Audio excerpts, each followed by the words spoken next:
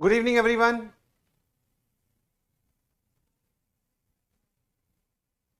Good evening sir. Evening sir. क्या आप सभी लोगों को मेरी आवाज आ रही है? एक बार हाथ उठाकर जवाब दें। क्या मैं दिखाई दे रहा हूं और क्या मैं ऑडिबल विजिबल सब हूं? तो जस्ट रेज योर हैंड। शाबाश। अब ऐप वाले लोग मुझे फटाफट बता दें, जो लोग ऐप पर जुड़ चुके हैं, कि क्या मेरी आवाज और क्या वीडियो आपको एकदम क्लियर है? जल्दी से। बहुत बढ़िया जी, बहुत सारे लोग जुड़ चुके हैं ऐप पर भी, शाबाश। स्वागत है आप सभी का to this amazing platform of Physics Wallah. आज हम बात करने वाले हैं बेटा डिफरेंशियल इक्वेशन की, दैट इज आप बोल सकते हो कैलकुलस का आखिरी चैप्टर। ठीक है, तो फटाफट सभी लोग सेटल डाउन हो जाइए और फिर हम आज का धमाकेदार लेक्चर स्टार्ट करते हैं।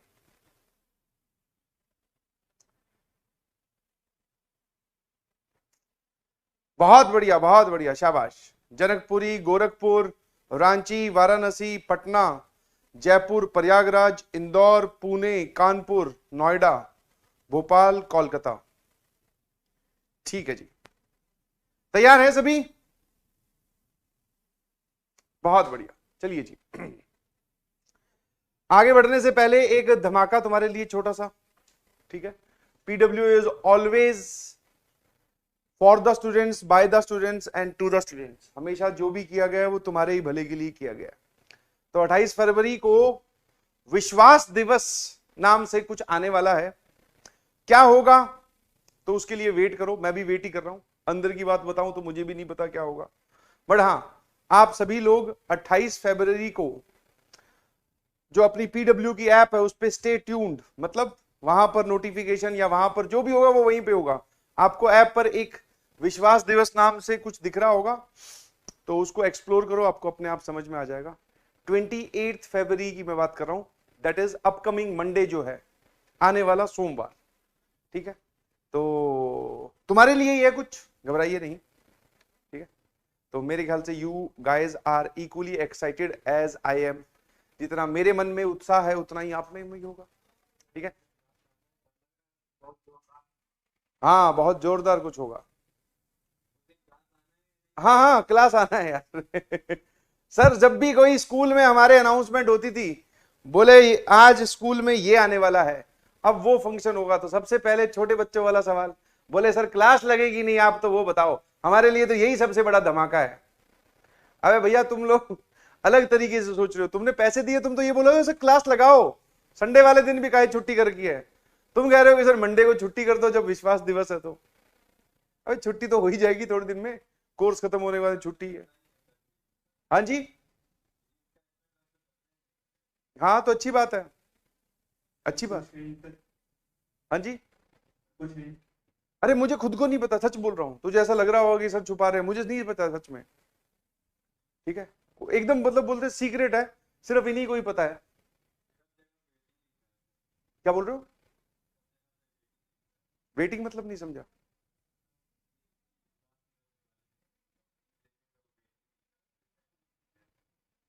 अरे तो वही तो मैं बोल रहा हूँ, किसी को नहीं पता, जो होगा वो 20 फरवरी को ही होगा।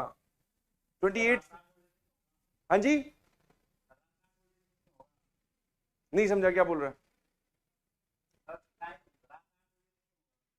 हाँ 8 बजे 9 बजे जो भी टाइम है, वही तो बोल रहा हूँ, ऐप पर जाके एक्सप्लोर करो, मुझसे ज्यादा तो तुम लोगों को पता है। ठीक है, और मंडे वाले दिन 8 बजे तो अपनी क्लास चल रही होती है ना। बस फिर मिल के विश्वास दिवस मनाएंगे, घबराइए नहीं। यहीं बैठकर अपनी अपनी ऐप खोल लेना, देख लेंगे क्या माहौल है। ठीक है, मेरे ख्याल से समझ गए आप लोग, शाबाश। चलिए जी, नाउ आज की जो हमारी कहानी है that is about differential equation. Differential equation में वैसे तो चैप्टर थोड़ा सा आसान सा ही है जैसे कि बाकी चैप्टर्स हैं। तो डिफरेंशियल इक्वेशन का भी एक सवाल पक्का है, जेई मेंस बोल दो या जेई एडवांस बोल दो, 100% आएगा ही। और अगर मैं पहले से ही प्रिडिक्ट करूं कि वो सवाल कहां से आ सकता है, तो वो लीनियर डिफरेंशियल इक्वेशन से आने की बहुत ज्यादा चांसेस हैं। बल्कि हम पूरा चैप्टर देखेंगे, घबराइए नहीं, हर टाइप का डिफरेंशियल इक्वेशन सॉल्व करना देखेंगे। ठीक है, नाउ आगे बढ़ने से पहले मैंने आपको लास्ट क्लास में कुछ होमवर्क दिया था, कितने लोग सॉल्व करके आए? और सॉल्व करके आने के नाम पे वो लोग भी हाथ उठा सकते हैं जो ट्राई करके आए हैं। जवाब नहीं आया बट सर हमने कोशिश करी जितनी हमसे हो सकती थी। ठीक है, प्रयागराज वालों, अच्छा हाथ ऐसे उठा रखा है चढ़ा, चलो ठीक है बढ़िया। क्या सभी लोग जुड़ चुके हैं? शाबाश, मुझे अभी भी बहुत सारे लोग आते हुए दिखाई दे रहे हैं। आ जाओ बैठ जाओ, सभी लोग तैयार हैं? चलिए ना, जिन लोगों ने नहीं सॉल्व किया वो फटाफट अब ट्राई करें। क्या बोल रहा है? The area of the region bounded bye A curve, ये एक्सपोनेंशियल कर्व है, इसका ग्राफ आपको बनाना सिखाया था। और ये मॉडुलस वाला ग्राफ है, ये भी आपको बनाना सिखाया गया था। चलिए जी जल्दी से देखते हैं दोनों के ग्राफ कैसे बनेंगे। अगर मैं बोलूं कि 2 की पावर x का ग्राफ आप कैसे बनाओगे, तो सर 2 की पावर x का ग्राफ ऐसे बनता है, दिस इज y बराबर 2 की पावर x। आप फंक्शंस वाले नोट्स देखोगे तो आपको पता चलेगा वहां पर एक ग्राफ बनवाया था a की पावर x का, अगर a 1 से बड़ा हो तो ये शेप आती है। ठीक है, now y equals to mod of x plus 1, y बराबर मॉड ऑफ x प्लस 1। ठीक है जी, तो आप इसको कैसे सॉल्व करने वाले हैं? पूरे पर अगर मॉड लगेगा तो क्या करते हैं, मेरे ख्याल से सभी लोग जानते होंगे, वरना आप ऐसे कर लो एक छोटा सा काम, पहले बिना मॉड के इसको ड्रॉ करें। तो सर बिना मॉड के तो ये होगा, और ये ध्यान से देखो तो ये तो स्ट्रेट लाइन है। मैंने बोला स्ट्रेट लाइन कैसे बनेगी, बोले सर -1,0 से गुजरेगी और ऐसे ये एक स्ट्रेट लाइन होगी, इसका ग्राफ ये है। अब की बार आप सिर्फ x पे मॉड नहीं लगा रहे हो, ध्यान से देखो, इस सिचुएशन में और इस सिचुएशन में फर्क दिखाई दे रहा होगा, ये और ये दोनों अलग अलग कहानियां हैं। तो जब भी पूरे फंक्शन पे मॉड लगता है, जब भी पूरे फंक्शन पे मॉड लगता है तो आपको क्या करना है, जो भी ग्राफ x एक्सिस के नीचे है, जो भी ग्राफ x एक्सिस के नीचे है, जो ऊपर वाला है वो तो एज इट इज रहेगा, और जो भी ग्राफ x एक्सिस के नीचे है उसको मिरर इमेज लेकर ऊपर पहुंचा दो। मतलब सर ये पार्ट जो नीचे था ये यहां आ जाएगा। तो ये ग्राफ है y बराबर मॉड ऑफ x प्लस 1 का, y बराबर मॉड ऑफ x प्लस 1 का। कितने लोग एग्री करते हैं कि सर हाँ ये ग्राफ हमने बनाया था, या फिर हम जानते हैं इस ग्राफ के बारे में? ठीक है, तो एक चीज आप छोटी सी लिख सकते हैं अपनी कॉपी में कि जब भी पूरे फंक्शन पे मॉड लगे, सिर्फ x पे मॉड लगे, उसकी कहानी क्या होगी वो मैं बता चुका हूं। पूरे फंक्शन पे अगर मॉड लगे तो जो भी x एक्सिस के नीचे वाला हिस्सा है उसको गायब नहीं करना है, उसको मिरर इमेज लेकर ऊपर पहुंचा दो। ऐसा मैंने आपको साइन के लिए बताया था कि साइन के ऊपर अगर आप पूरे पर मॉड लगाते हो तो जो जो कर्व्स इसके नीचे बनते हैं, साइन का ग्राफ होता तो ऐसा है, मॉड लगा दोगे तो सर ये x एक्सिस के नीचे ये भी ऊपर, फिर ये वाला पार्ट x एक्सिस के नीचे ये भी ऊपर, तो ये जो ग्राफ आपको दिखाई दे रहा है ये मॉड ऑफ साइन x का है। तो ऐसी कलाकारी आप कर सकते हैं। नाउ मैंने क्या किया, यही ग्राफ यहां बना दिया, तो -1,0 यहां होगा और ये रहा 0,1। ठीक है, तो ये -1,0, सर ये वाला पॉइंट 0,1, आपको कैसे पता सर ये ग्राफ, ये जो पॉइंट है ये दोनों पर लाई करेगा, 0,1 इस पे भी लाई कर रहा है और 0,1 इस पे भी लाई कर रहा है। नाउ वापस से ये एक बार इसको जाकर फिर से काटेगा, यस 100%, और ये कहीं पर कट करेगा अल्फा पर। ठीक है, क्योंकि एक्सपोनेंशियल फंक्शन सबसे ज्यादा तेजी से बढ़ते हैं, एक्सपोनेंशियल फंक्शन जो है वो सबसे ज्यादा तेजी से बढ़ते हैं। तो अगर ये लाइन यहां से गुजर रही है तो इसके ऊपर चलेगी, उसके बाद में ये ग्राफ नीचे से आकर फिर कट करेगा। कौन से पॉइंट पे कट करेगा, मान लेते हैं पॉइंट P, और उसका जो x कोऑर्डिनेट है वो मान लेते हैं अल्फा। ना इतना सब बनाने के बाद में अब कहानी आती है एरिया लिखने की।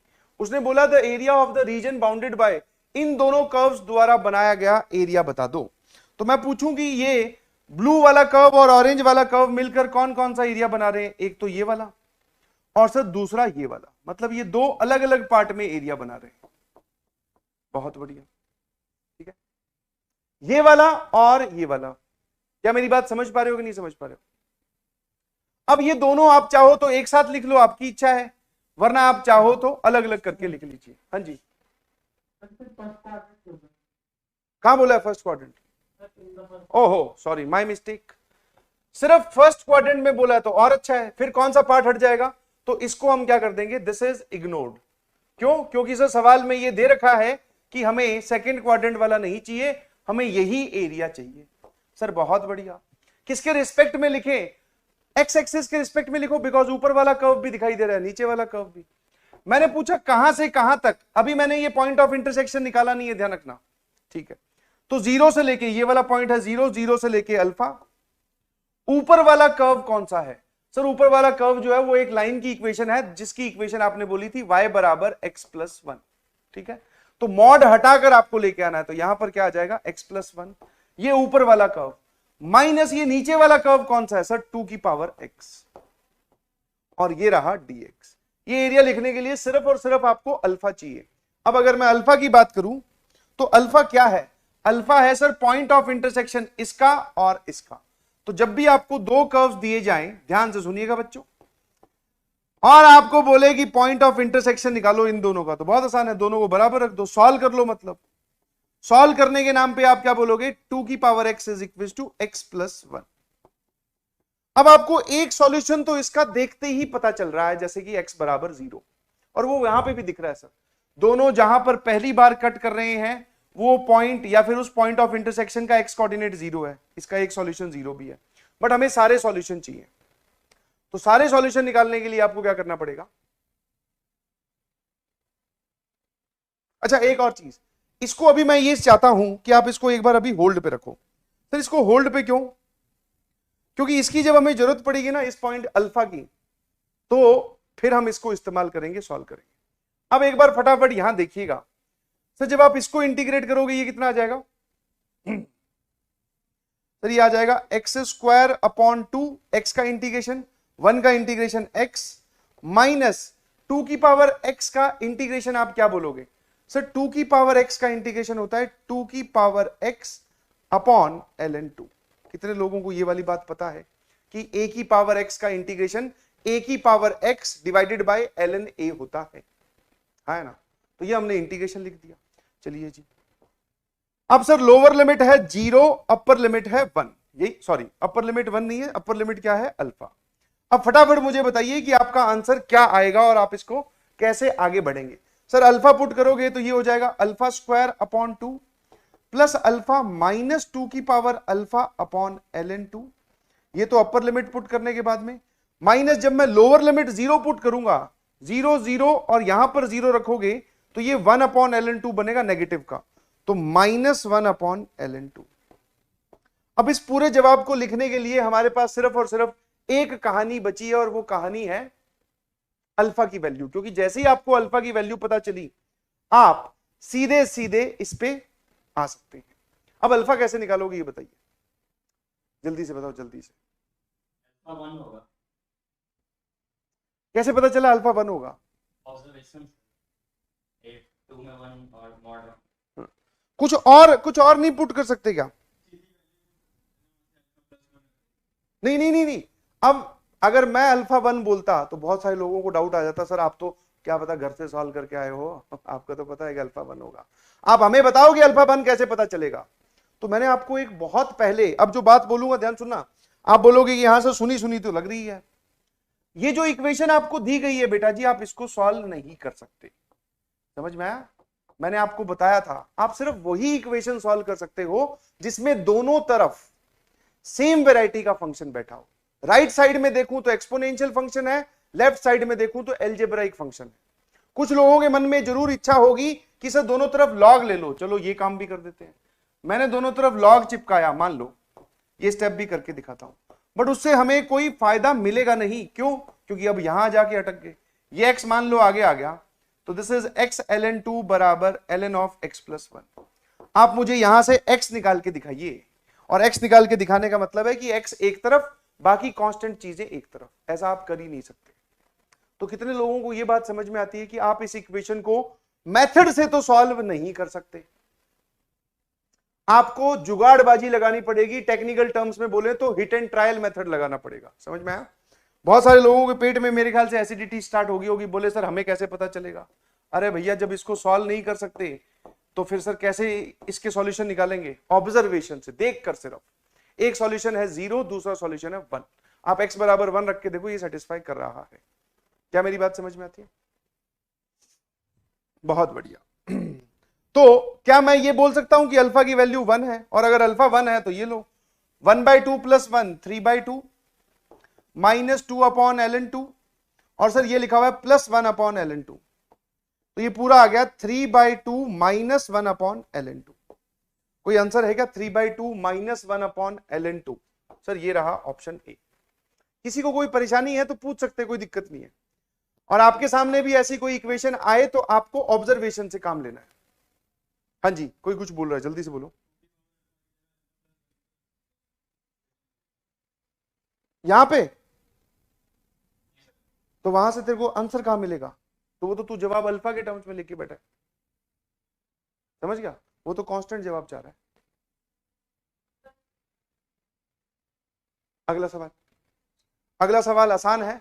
ये सवाल का जवाब कितने लोगों ने दे दिया, ईमानदारी से बताइएगा कि हाँ सर ये हमने सारा सॉल्व कर लिया। हाँ बेटा, हेलो हेलो, जल्दी बोलो।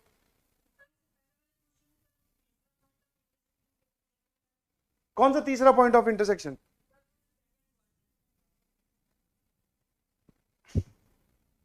तुझे क्या लग रहा है, जैसे कि यहां पर क्या हो सकता है, -2 रख के देख, -2 पे कुछ बन रहा है क्या? नहीं। -1 रख के देख ले, कुछ बन रहा है क्या? नहीं। तीसरा पॉइंट ऑफ इंटरसेक्शन नहीं निकाल सकते। हाँ ठीक है, फटाफट इसका जवाब बताइए प्लीज। सर यहां पर पहली चीज तो 2 इनइक्वालिटी आपको दिखाई दे रही है, फटाफट देखिएगा। Mod of x plus mod of y less than equal to 1। एक इनइक्वालिटी तो बेटा जी ये है, और दूसरी इनइक्वालिटी है 2y² is greater than equal to mod x। Sir हमें जो समझाया गया वो ये बताया गया कि इनइक्वालिटी जब भी आए पहले उसको इक्वालिटी में बदलो और उसका ग्राफ बनाओ। ये मॉड वाली चीज है, मेरे ख्याल से किसी को कोई परेशानी होगी नहीं, मैं इसका डायरेक्ट ग्राफ बना रहा हूं। चिल्लाना मत कि सर ये कहां से आया, बिकॉज ऐसा ही एक सवाल मैं करवा चुका हूं। इसका जो ग्राफ है वो ये बनेगा 1, 0, 0, 1, सर -1, 0 एंड 0, -1। ये ठीक है, आया ना? एग्री करते हो? और जो लोग एग्री नहीं करते, x प्लस वाई बराबर 1 की इक्वेशन का ग्राफ बनाइए स्ट्रेट लाइन का, फिर उसमें x की जगह मॉड x रखो, फिर मॉड y रखो, जैसा जैसा ग्राफ बनेगा बनाते जाओ, यही यहां पे आके रुकोगे। मैं ऐसा बनवा चुका हूं। फिर आइए यहां पर, सर हमने क्या किया, इसमें फिर से इक्वालिटी रख दी। इनइक्वालिटी थी, हमने रखी इक्वालिटी। सर हमें यह बताया गया था कि बिना मॉड के ग्राफ बनाइए। मैंने कहा बहुत बढ़िया, तो मैं तो इससे ग्राफ से यहां जाऊंगा, इससे यहां जाऊंगा, ध्यान सुनते जाना। अच्छा, इसमें मैंने अभी रीजन नहीं पता किया है, वो कर लेंगे। y² is equal to x/2 के ग्राफ की बात करूं तो ये एक पैराबोला है जो कि ऐसा बनेगा। अब सर इसका ग्राफ तो ये है, बट उसने x की जगह मॉड x रखा है। तो मैंने आपको बताया था अगर आप x की जगह मॉड x रखते हो तो क्या करना होता है। सर जो y एक्सिस के लेफ्ट वाला पार्ट है वो हटा दो, है ही नहीं कुछ तो क्या हटाऊं, कुछ मत हटाओ। जो राइट वाला पार्ट है उसी की मिरर इमेज इस तरफ चिपका दो। कितने लोगों को यह बात समझ में आती है कि ये जो ग्राफ है ये y² is equal to mod of x/2 का है, और जो बात बताई थी वही लगाई है ना? अब वो आपको एक इनइक्वालिटी दे रहा है बेटा, ये वाली इनइक्वालिटी। कोई भी एक ऐसा पॉइंट रख के देख लो जो आपको पता हो कि जैसे कि इसमें 2 रीजन है, इसके अंदर और इसके बाहर। तो मैंने क्या किया, यहां से एक पॉइंट रख के देखा 3,0। क्या 3,0 इसको सेटिस्फाई कर रहा है? Answer is sir no. क्यों? क्योंकि x की जगह 3, y की जगह 0 रखोगे तो 0 3 से बड़ा नहीं होता। तो जिस तरफ का पॉइंट मैंने रखा वो सेटिस्फाई नहीं कर रहा, तो उसके अपोजिट तरफ वाला इज अवर आंसर। तो ये जो इनइक्वालिटी बोल रही है उसमें तो रीजन ये है, और यहां जो इनइक्वालिटी लिखी हुई है इसमें अगर मैं x और y दोनों की जगह 0 0 रख दूं, मतलब ओरिजिन चेक करके देखूं तो वो सेटिस्फाई कर रहा है। इसका मतलब सर ये वाला रीजन, तो स्क्वायर के अंदर और इन दोनों पैराबोलास के बाहर। अब बारी आती है दोनों के कॉमन इंटरसेक्शन की, जो कि हम बहुत अच्छे से सर निकाल सकते हैं। चलिए जी फटाफट देखिएगा।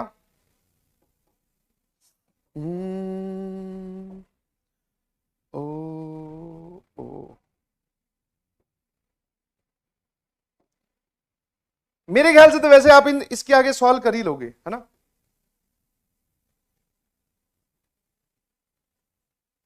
जो रिक्वायर्ड एरिया है जो आपसे पूछा जा रहा है इस येलो वाले पैराबोला के बाहर, सर्कल के अंदर, मतलब सॉरी स्क्वायर के अंदर, तो सर हमसे ये वाला एरिया पूछा जा रहा है। कितने लोगों को, मैंने आपको एक चीज बोली थी डायग्राम बनाने के बाद में सिमेट्री वगैरह चेक कर लिया करो, तो कितने लोग इस बात से एग्री करते हैं कि अगर इस ग्रीन वाले एरिया को ए बोला जाए तो हमारा जो फाइनल आंसर होगा वो क्या हो जाएगा, 4 टाइम्स ए। जो एग्री करते हैं फटाफट हाथ उठाइए कि हाँ सर आप सही बोल रहे हो, कि ये a है तो 4 टाइम्स a हमारा जवाब, क्योंकि ये भी a, ये a, सिमेट्री की वजह से। किसकी वजह से? सिमेट्री की वजह से, है ना। अब फटाफट आंसर। कौन हमें कौन डरा? कौन? हाँ, तो मैंने कब बोला सेटिस्फाई कर रहा है बेटा? वापस सुन, मैंने 3,0 इसमें रख के देखा, ये 3,0 इसको सेटिस्फाई नहीं कर रहा। जिस तरफ का मैंने पॉइंट रख के देखा उस तरफ वाला पॉइंट सेटिस्फाई नहीं कर रहा, इसी वजह से उसके अपोजिट वाला रीजन लिया है। समझ गए? बहुत बढ़िया। चलिए जी, अब ये ए कैसे निकालोगे वो समझा दो फटाफट, जल्दी से मुझे समझा दीजिए आप ये ए कैसे निकालने वाले हैं, क्योंकि ए आ गया तो 4 टाइम्स ए हमारा आंसर आ जाएगा। जल्दी से बता दो, ज्यादा टाइम नहीं लेना है।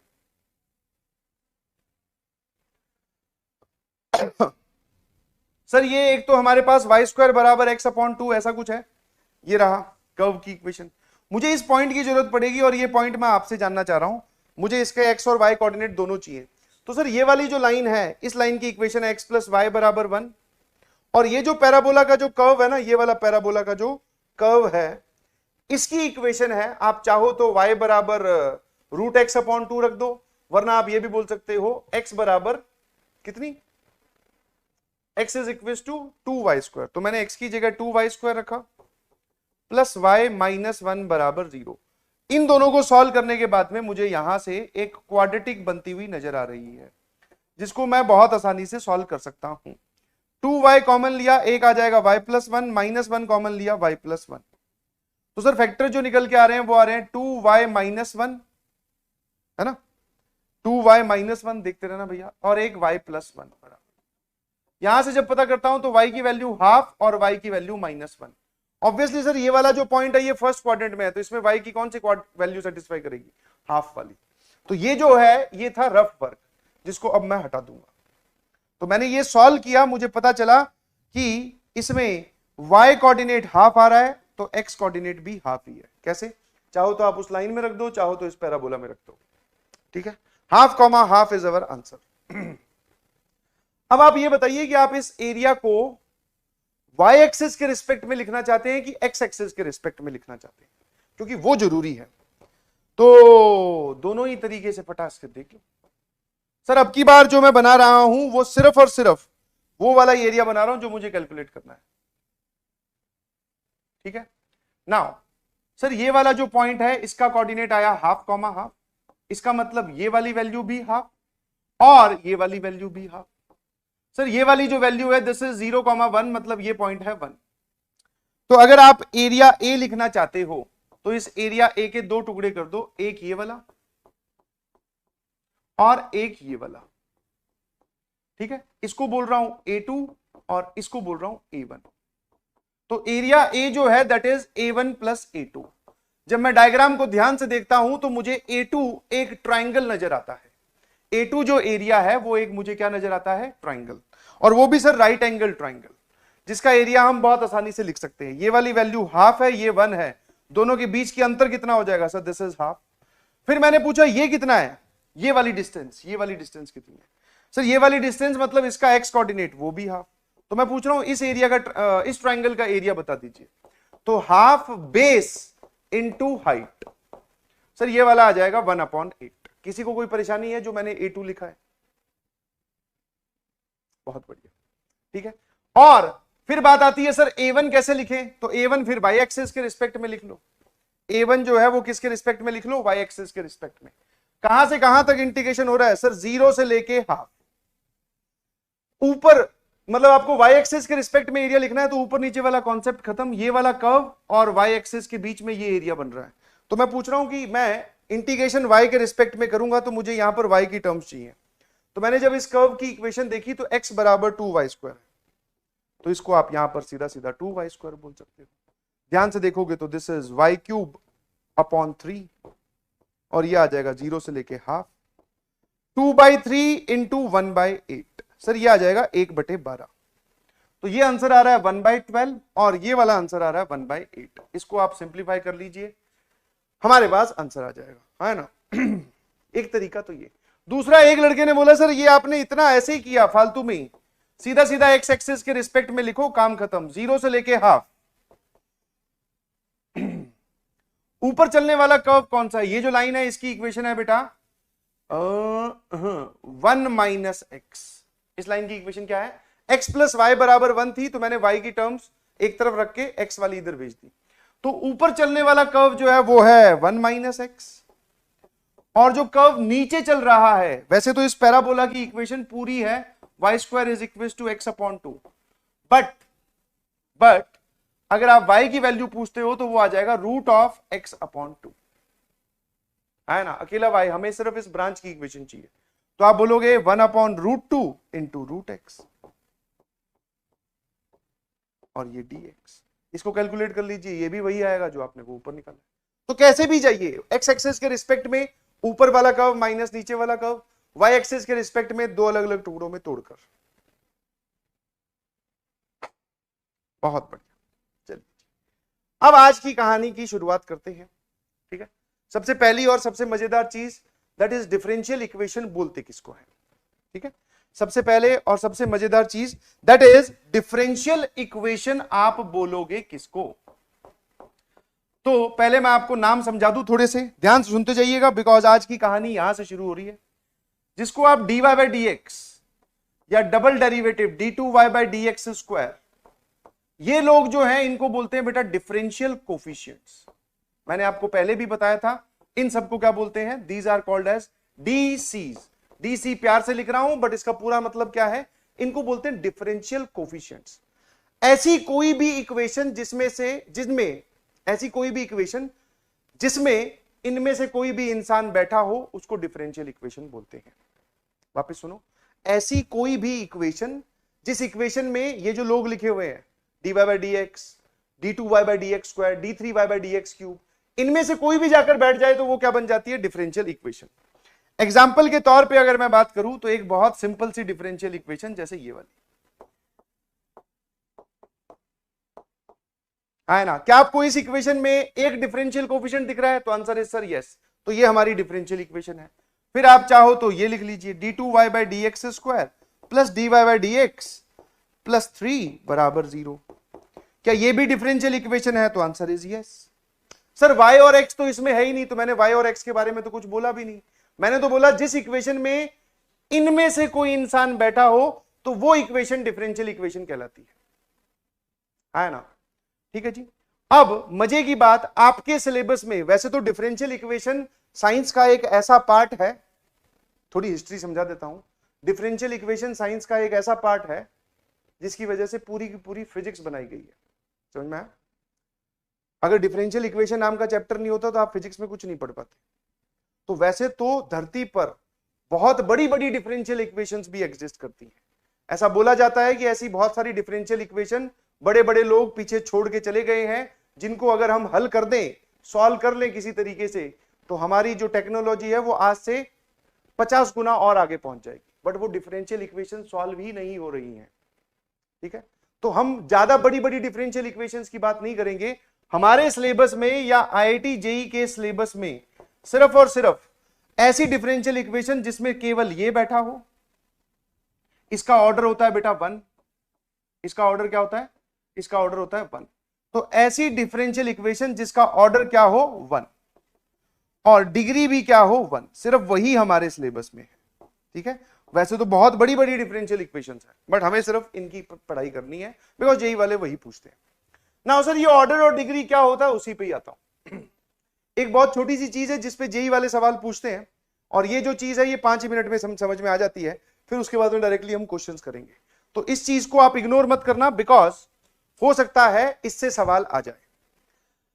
नाउ ऑर्डर सबसे आसान है। ठीक है, ऑर्डर जो है वो सबसे आसान है। पहले ऑर्डर के बारे में सुनो, ये सब मत पढ़िए। ऑर्डर मतलब आप डिफरेंशियल इक्वेशन को देखो, उसमें जो भी हाईएस्ट ऑर्डर बैठा होगा, हाईएस्ट ऑर्डर डिफरेंशियल कोफिशिएंट बैठा होगा, डिफरेंशियल कोफिशिएंट होगा, वही उसका ऑर्डर ही डिफरेंशियल इक्वेशन का ऑर्डर कहलाएगा। मतलब जैसे कि मैंने पूछा इस डिफरेंशियल इक्वेशन में क्या ये डिफरेंशियल इक्वेशन है? तो आंसर इज यस।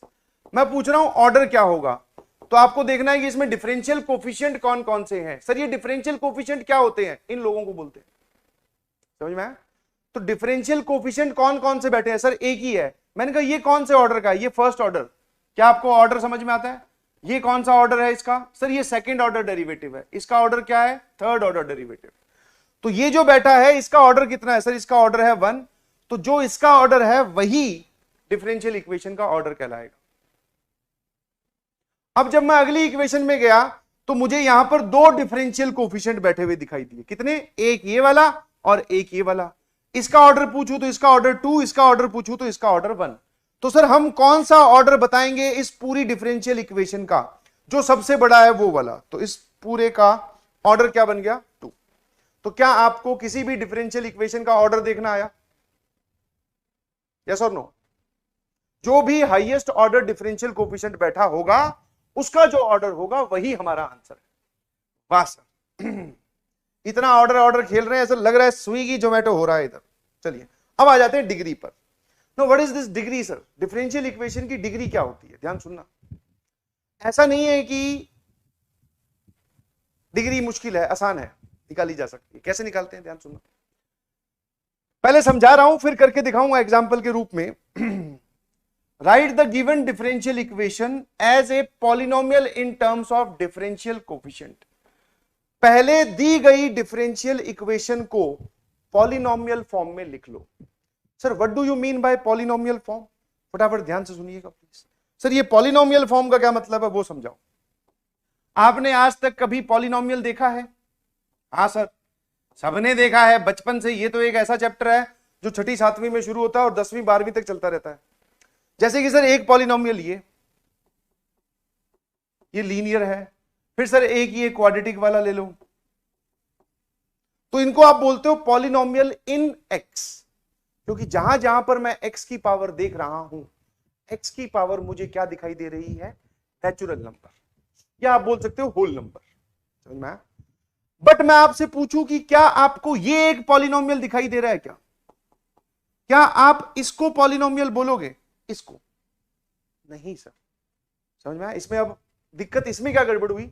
इसमें एक्स स्क्वायर है, एक बच्चा देख रहा है सर साइन के अंदर एक्स की पावर 1 ही तो लिखा हुआ है। नहीं, पॉलिनोमियल का मतलब होता है सिर्फ एक्स वाली टर्म्स आनी चाहिए। ये आप एक रंग बिरंगा अलग फंक्शन ले आए, तो ये पॉलिनोमियल नहीं है और ये दोनों पॉलिनोमियल हैं। समझ पा रहे हो?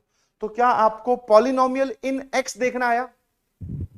और अगर आपको पॉलिनोमियल इन एक्स देखना आया तो आपको पॉलिनोमियल इन डिफरेंशियल कोफिशिएंट्स भी देखना आ जाएगा।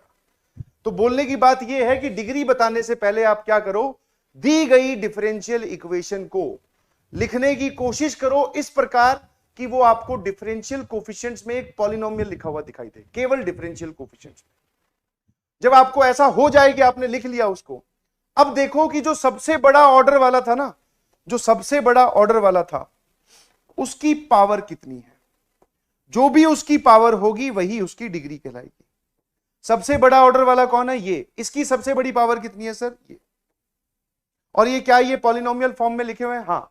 जहां जहां पर डिफरेंशियल कोफिशिएंट बैठे हैं सबकी पावर एक होल नंबर है, या आप बोल सकते हो नेचुरल नंबर है। आया ना? अब सीधा सीधा सवालों पे चलते हैं, ध्यान सुनिएगा प्लीज। अच्छा एक और चीज देख लो, ऑर्डर का कुछ मतलब होता है। डिफरेंशियल इक्वेशन में जो आप ऑर्डर बताते हो उसका कुछ सिग्निफिकेंस है, वो मैं आपको बताऊंगा उसका क्या सिग्निफिकेंस है, बट डिग्री का कोई सिग्निफिकेंस नहीं है। समझ में आया? तो इसीलिए ऑर्डर हमेशा डिफाइंड होता है।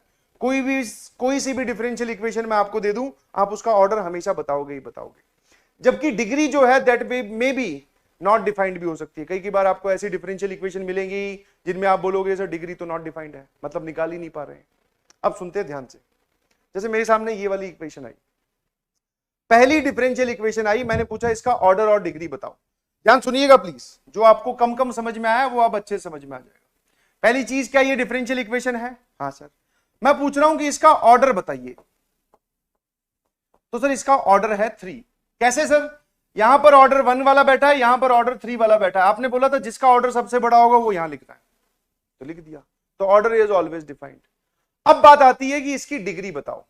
तो डिग्री बताने के हिसाब से आप ये मत बोल देना इसकी सबसे बड़ी पावर जो है वो 2/3 है। तो जो भी डिग्री का आप आंसर दोगे वो नेचुरल नंबर होना चाहिए। अभी सर ये पॉलिनोमियल फॉर्म में नहीं लिखा हुआ, क्यों? क्योंकि जहां जहां पे मुझे डिफरेंशियल कोफिशिएंट दिख रहे हैं सब जगह उनकी सारी पावर्स नेचुरल नंबर नहीं है। ठीक है, तो ऐसा नहीं है कि आप इसको देखते ही बोल दो डिग्री इज नॉट डिफाइंड। अब आप ये कोशिश करो कि क्या आप इस डिफरेंशियल इक्वेशन को सभी डिफरेंशियल कोफिशिएंट्स की पावर को नेचुरल नंबर बना सकते हैं क्या, कुछ क्यूब करके कुछ स्क्वायर करके? तो आंसर इज सर यस। अगर मैं दोनों तरफ क्यूब कर देता हूं, ध्यान सुनना, तो यहां पर आ जाएगा d3y अपॉन dx क्यूब की पावर। सर इसकी पावर 3 लगाओगे तो यहां बचेगा 2, यहां आ जाएगा dy बाई dx प्लस 2 की पावर 3। इसी डिफरेंशियल इक्वेशन को आप ऐसा भी लिख सकते हैं, है ना? मैंने बोला कि यहां पर सबकी नेचुरल पावर, मतलब सबकी पावर नेचुरल नंबर थी क्या? No sir. क्या यहां पर सबकी जो पावर है वो नेचुरल नंबर है? हाँ। चाहो तो आप इसको ओपन कर लो, a प्लस बी का होल क्यूब लगाकर, dy बाई dx की जहां पर भी आपको पावर दिखेगी वो नेचुरल नंबर ही दिखेगी। तो इसको बोलते हैं बेटा जी पॉलिनोमियल फॉर्म। कौन सी फॉर्म? अब हमने दी गई डिफरेंशियल इक्वेशन को पॉलिनोमियल फॉर्म में लिख लिया, ठीक है। अब आप मुझे बताइए कि अब बताइए इसकी डिग्री क्या हो जाएगी। अब वापस बताता हूं, पॉलिनोमियल फॉर्म में जब आप लिख लो तो जो सबसे बड़ा ऑर्डर वाला था, सबसे बड़े ऑर्डर वाला जो डिफरेंशियल कोफिशिएंट था, उसकी सबसे बड़ी पावर बताओ।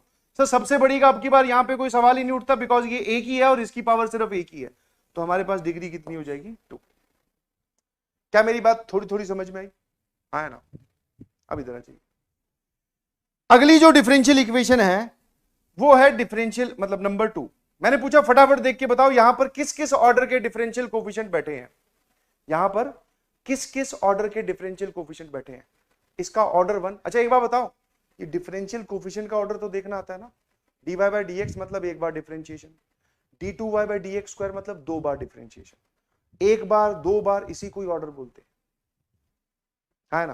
तो यहां पर सर ऑर्डर 1 का और यहां पर ऑर्डर 2 का बैठा है। तो मैं पूछूं फटाफट बताइए प्लीज इसकी ऑर्डर क्या हो जाएगा इस डिफरेंशियल इक्वेशन की? तो सर आपने बोला ऑर्डर इज 2 बिकॉज सबसे बड़े ऑर्डर वाला यही है, ठीक है। अब बारी आती है कि क्या हम इसको पॉलिनोमियल फॉर्म में लिख सकते हैं? सर नहीं लिख सकते, या फिर कोशिश करते हैं। क्या आपको अभी ये पॉलिनोमियल फॉर्म में दिख रहा है? तो नहीं। क्यों? क्योंकि जो डिफरेंशियल कोफिशिएंट है वो लॉग के अंदर बैठा है एक। पॉलिनोमियल फॉर्म का मतलब होता है सब जगह पावर नेचुरल नंबर दिखे और उसके ऊपर कोई फंक्शन ना लगा हुआ हो। समझ में आया? सब जगह पावर क्या दिखे? नेचुरल नंबर, और उसके ऊपर कोई फंक्शन ना लगा हो। जब मैं पावर नेचुरल नंबर बोलता हूं तो यहां पे बहुत सारे लोग बोलते हैं जैसे इसकी पावर भी 1 है, इसकी पावर भी 1 है, बट भैया इसके ऊपर लॉग वाला फंक्शन लगा हुआ है, इस वजह से आप इसको अभी पॉलिनोमियल फॉर्म नहीं बोलोगे, ठीक है। और सिर्फ किसके टर्म्स में पॉलिनोमियल लिखा होना चाहिए? सिर्फ डिफरेंशियल कोफिशिएंट जो है वो फंक्शन से या किसी भी और चीज से मुक्त होनी चाहिए। हाँ, एक्स जो है वो लॉग के अंदर आ सकता है, कोई दिक्कत नहीं है। मान लो इसी में अगर मैं आपको ये वाला क्वेश्चन देता, उस पे आता हूं अभी, इसी में ही अगर मैं आपको ये वाला सवाल देता तो अब की बार इतनी मगजमारी करने की जरूरत ही नहीं थी सर। फटाफट इसका ऑर्डर इज 2 एंड इसकी डिग्री इज 1। क्यों ऑर्डर 2? क्यों? सबसे बड़ा ऑर्डर वाला डिफरेंशियल कोफिशिएंट ये रहा और ये सर पॉलिनोमियल फॉर्म में लिखा हुआ है। बोले कैसे? बोले ये देखो, इसकी पावर 1, इसकी पावर भी 1, पूरी पावर नेचुरल नंबर है और इस पे कोई फंक्शन नहीं लगा हुआ। सर एक्स पे तो लगा हुआ है, तो हमें एक्स को तो चेक भी नहीं करना है, हमें सिर्फ dy बाई dx का ध्यान रखना है या d2y बाई dx स्क्वायर का ध्यान रखना है। तो अब इसकी पावर कितनी है? 1। तो ये हमारा आंसर हो गया। यहां पर भी लॉग है बट वो लॉग x पे है, यहां पर भी लॉग है, यहां पर लॉग किस पे है? dy बाई dx पे। तो हम इसको देखते ही नहीं चिल्ला पड़ेंगे कि भैया इसमें डिग्री नॉट डिफाइंड है। पहले आप कोशिश करो इस लॉग को हटाने की। तो अब की बार जब मैं कोशिश करता हूं रफ कॉपी में जाकर, d2y बाई dx स्क्वायर को आप y डबल डैश लिख सकते हो, ये x ln y डैश लिखा हुआ है, ठीक है। ये ऐसे लिख सकते हैं आप, कोई दिक्कत नहीं। नाउ अब लॉग हटाने की जब बारी आएगी तो ध्यान सुनना, तो मैंने x को डिवाइड किया उधर, y double dash upon x बराबर ln ऑफ y डैश। जब ये लॉग हटाऊंगा तो इस तरफ ये वाला पूरा तामझाम ये e की पावर में चला जाएगा और यहां y डैश आ गया। सर आपने लॉग तो हटा दिया बट इस y डबल डैश पे एक नया फंक्शन लगा दिया, कौन सा? एक्सपोनेंशियल। तो अभी भी ये पॉलिनोमियल फॉर्म में नहीं लिखा हुआ। तो मैंने पूरी कोशिश की कि जितने भी डिफरेंशियल कोफिशिएंट बैठे हैं वो फंक्शन से मुक्त हो जाएं, बट वो हो नहीं रहे हैं। जब वो नहीं हो रहे हैं तो इस वजह से हम इसमें लिखेंगे इस डिफरेंशियल इक्वेशन की जो डिग्री है दैट इज नॉट डिफाइंड। हम इसको पॉलिनोमियल फॉर्म में लिख ही नहीं पा रहे हैं, इस वजह से डिग्री इज नॉट डिफाइंड। ईमानदारी से बताइएगा प्लीज, शाबाश। अगला नाउ ध्यान से देखो तो ये लिखा हुआ है सब जगह। अच्छा ऑर्डर बताओ फटाफट। तो एक बोला सर ऑर्डर इज इन्फिनिटी, मैंने पूछा कैसे, बोले सर देखो पावर 1 पावर 2 पावर 3। अरे पावर थोड़ी देख के बताते हैं, बोले ऐसे चलते जाओगे तो आगे तो पावर इन्फिनिटी आएगी। नहीं जी, कौन से ऑर्डर वाला डेरिवेटिव बैठा है सर, सारे के सारे फर्स्ट ऑर्डर के हैं, एक एक बार डिफरेंशिएशन वाले हैं। तो जब सारे के सारे एक एक बार डिफरेंशिएशन वाले हैं तो इसका ऑर्डर इज 1 है ना। अब आपको क्या करना है सर, क्या ये पॉलिनोमियल फॉर्म में लिखा हुआ है? हाँ ठीक है। अब अगर आप इसको ऐसे ही लेके चलते जाओगे, अगर आप इसको ऐसे ही लेके चलते जाओगे तो आपको ऐसा लगेगा कि इसकी पावर इंफिनिटी है। समझ में आया? क्यों? क्योंकि सर जब आप आगे बढ़ेंगे इस तरफ तो इसमें तो पावर बढ़ती जा रही है, अगली टर्म में पावर 4 फिर 5। आपने बोला सबसे बड़ी वाली पावर बताओ, तो ये कुछ लिखा हुआ है। एक्सपेंशन की नजरों से देखें, कितने लोगों को ये बात समझ में आती है कि अगर मैं थोड़ी देर के लिए dy बाई dx को अल्फा बोलूं तो ये ऐसा लिखा हुआ है।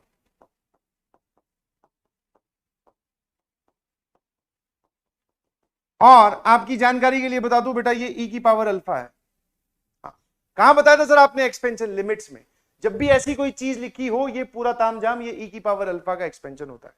तो मतलब अगर मैं सरल भाषा में समझाऊं तो आपको जो डिफरेंशियल इक्वेशन दी गई है वो दिखने में ऐसी है, ये लिखी हुई है। वो जो वहां पे उसने तामझाम लिखा है ना, इसको बस एक्सपेंड करके लिख दिया ऐसे। अच्छा, क्या अभी ये पॉलिनोमियल फॉर्म में है? तो आंसर इज नो। क्या हम इसको पॉलिनोमियल फॉर्म में बना सकते हैं? मतलब dy बाई dx पे जो ये फंक्शन लगा हुआ है क्या हम इसको हटा सकते हैं? तो आंसर इज यस। दोनों तरफ लॉग लो, फंक्शन हट जाएगा। कैसे? ऐसे देखो, यही होता है। जब ये पावर आगे आएगी तो यहां क्या बचेगा? dy by dx multiplied by ln e, वो 1 होता है। अब आप इसको ध्यान से देखिए, एक ही डिफरेंशियल कोफिशिएंट आ रहा है जिसकी पावर 1 है, मतलब ये पॉलिनोमियल फॉर्म में लिखा हुआ है। एक बच्चा अभी भी सर खुजा रहा है और वो ये सोच रहा है सर लॉग के जो लॉग है वो तो y पे चिपका हुआ है। तो फिर से मेरी बात ध्यान सुने, ये जो फंक्शंस होते हैं sine, cos, log, greatest integer, signum, ये सब लोग इन पे नहीं चिपके होने चाहिए। इन पे मतलब डिफरेंशियल कोफिशिएंट्स पे, x और y पे लगे हो, हमें उससे कोई लेना देना नहीं। तो यहां पहुंचने के बाद में अब मुझे समझ में आया कि इसकी जो डिग्री है वो क्या है? 1। क्या मेरी बात समझ में आई कि नहीं आई? बोलिए। आया ना? अब आ जाओ इधर। सर ये वाला देखो ध्यान से, इसको अगर ध्यान से देखो तो ये लिखा हुआ है 2y डैश, एक बार डेरिवेटिव, e की पावर y डबल डैश, 2 बार डेरिवेटिव, और यहां लिखा हुआ है sin x। सबसे पहले तो ये बता कि इसमें सबसे बड़ा ऑर्डर वाला डिफरेंशियल कोफिशिएंट कौन सा है? तो आपको देखते ही पता चल जाएगा सर इसका जो ऑर्डर है दैट इज 2। ऑर्डर कितना है?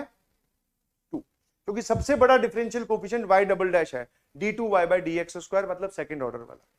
अब की बार सर ये यहां जो डिफरेंशियल कोफिशिएंट है इसकी पावर तो 1 है, बट इस डिफरेंशियल कोफिशिएंट पे e लगा हुआ है, और अगर ये e लगा हुआ है तो आपको ये e हटाना है, कोशिश करनी है। हटा पाओ तो फिर डिग्री बता दोगे, नहीं हटा पाओ तो बोल देना नॉट डिफाइंड। तो हमने क्या किया, इसको ऐसे लिखा और साइन x माइनस इसको इधर ले आया 2y डैश। मुझे ये समझ में आ गया कि जब मुझे इसको e को हटाना है तो मुझे दोनों तरफ क्या लेना पड़ेगा? लॉग। और जैसे ही दोनों तरफ लॉग लूंगा, जरा देखना, इस पे लॉग लगेगा, y डबल डैश आगे, पीछे बचेगा ln e जिसकी वैल्यू 1 होती है। सर आपने इस पे लॉग लगाकर इससे e तो हटा दिया, बट इधर एक नुकसान हो गया बहुत जबरदस्त। मैंने पूछा क्या? बोले सर ये लो, उसको आपने e से हटाया तो इसके ऊपर आके लॉग लग गया। तो अब आप इसको हटाओ, तो क्या मैं ये काम एक साथ कर सकता हूं कि इस पे से भी लॉग हटा दूं, इस पे से भी e हटा दूं? तो आंसर इज नो सर, आप ऐसा नहीं कर सकते। इसी वजह से डिग्री क्या बोली जाएगी? Degree will be said as not defined. Degree आप क्या बोलोगे? Not defined. मैं हटा ही नहीं पा रहा हूं फंक्शंस को। क्या मेरी बात समझ पा रहे हो? आया ना? Anybody having any trouble, any doubt? पूछो। तो मेरे ख्याल से आपको ऑर्डर और डिग्री समझ में आ गया। ऑर्डर जो है वो हमेशा डिफाइंड होता है, हमेशा। बड़ी वाली जो डिग्री रहती है सर, उसको क्यों नहीं लेनी है? मतलब सर ये जो डबल डेरिवेटिव आया उसकी क्यों नहीं लेनी है? कि वो तो सातवां ऑर्डर का है।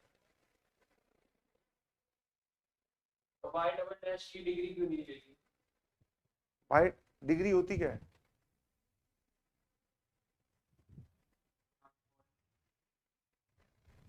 चीजें होती क्या है वो तुम कैसे बता सकते हो भैया? सर आदमी का नाम औरत क्यों नहीं है? इन सब सवालों का कोई अर्थ नहीं है, समझ में आया? तो पहले तुम अपनी मर्जी से ही डिग्री डिफाइन कर रहे हो और फिर बोल रहे हो सर ये डिग्री क्यों नहीं है। ऐसे तो डिग्री वो ट्यूबलाइट क्यों नहीं है। इन सवालों को कोई अर्थ लग रहा है?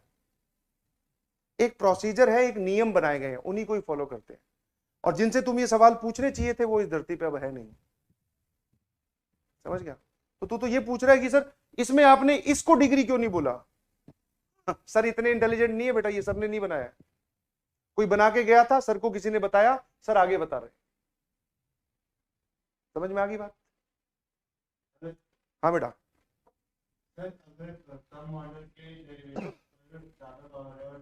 कोई बात नहीं, हाँ हाँ हाँ समझ गया मैं।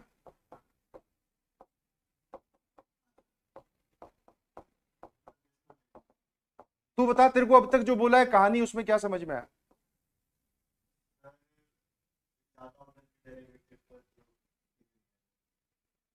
बस काहे परेशान हो रहा है? तो बता तो दिया। हाँ जी, और कोई है मासूम सवालों के साथ? शाबाश। कोई पूछे कि सर इसमें ऑर्डर क्या होगा, तो ऑर्डर इज 2। तो इसमें डिग्री क्या होगी, तो डिग्री इज ऑल्सो 2, क्योंकि सबसे बड़े ऑर्डर वाला ये है, इसकी सबसे बड़ी पावर ये है। पावर चाहे इसकी ज्यादा हो, हमें उससे कोई लेना देना नहीं। शाबाश। इसीलिए तो बोला जाता है ध्यान से सुनो, ध्यान से सटीक तरीके से सुनोगे बात पहुंच जाएगी दिमाग तक। अब अगला जो फॉर्मेशन, दैट इज अगला जो पार्ट है ऑर्डर डिग्री के बाद वाला जो पार्ट है, that is formation of differential equation.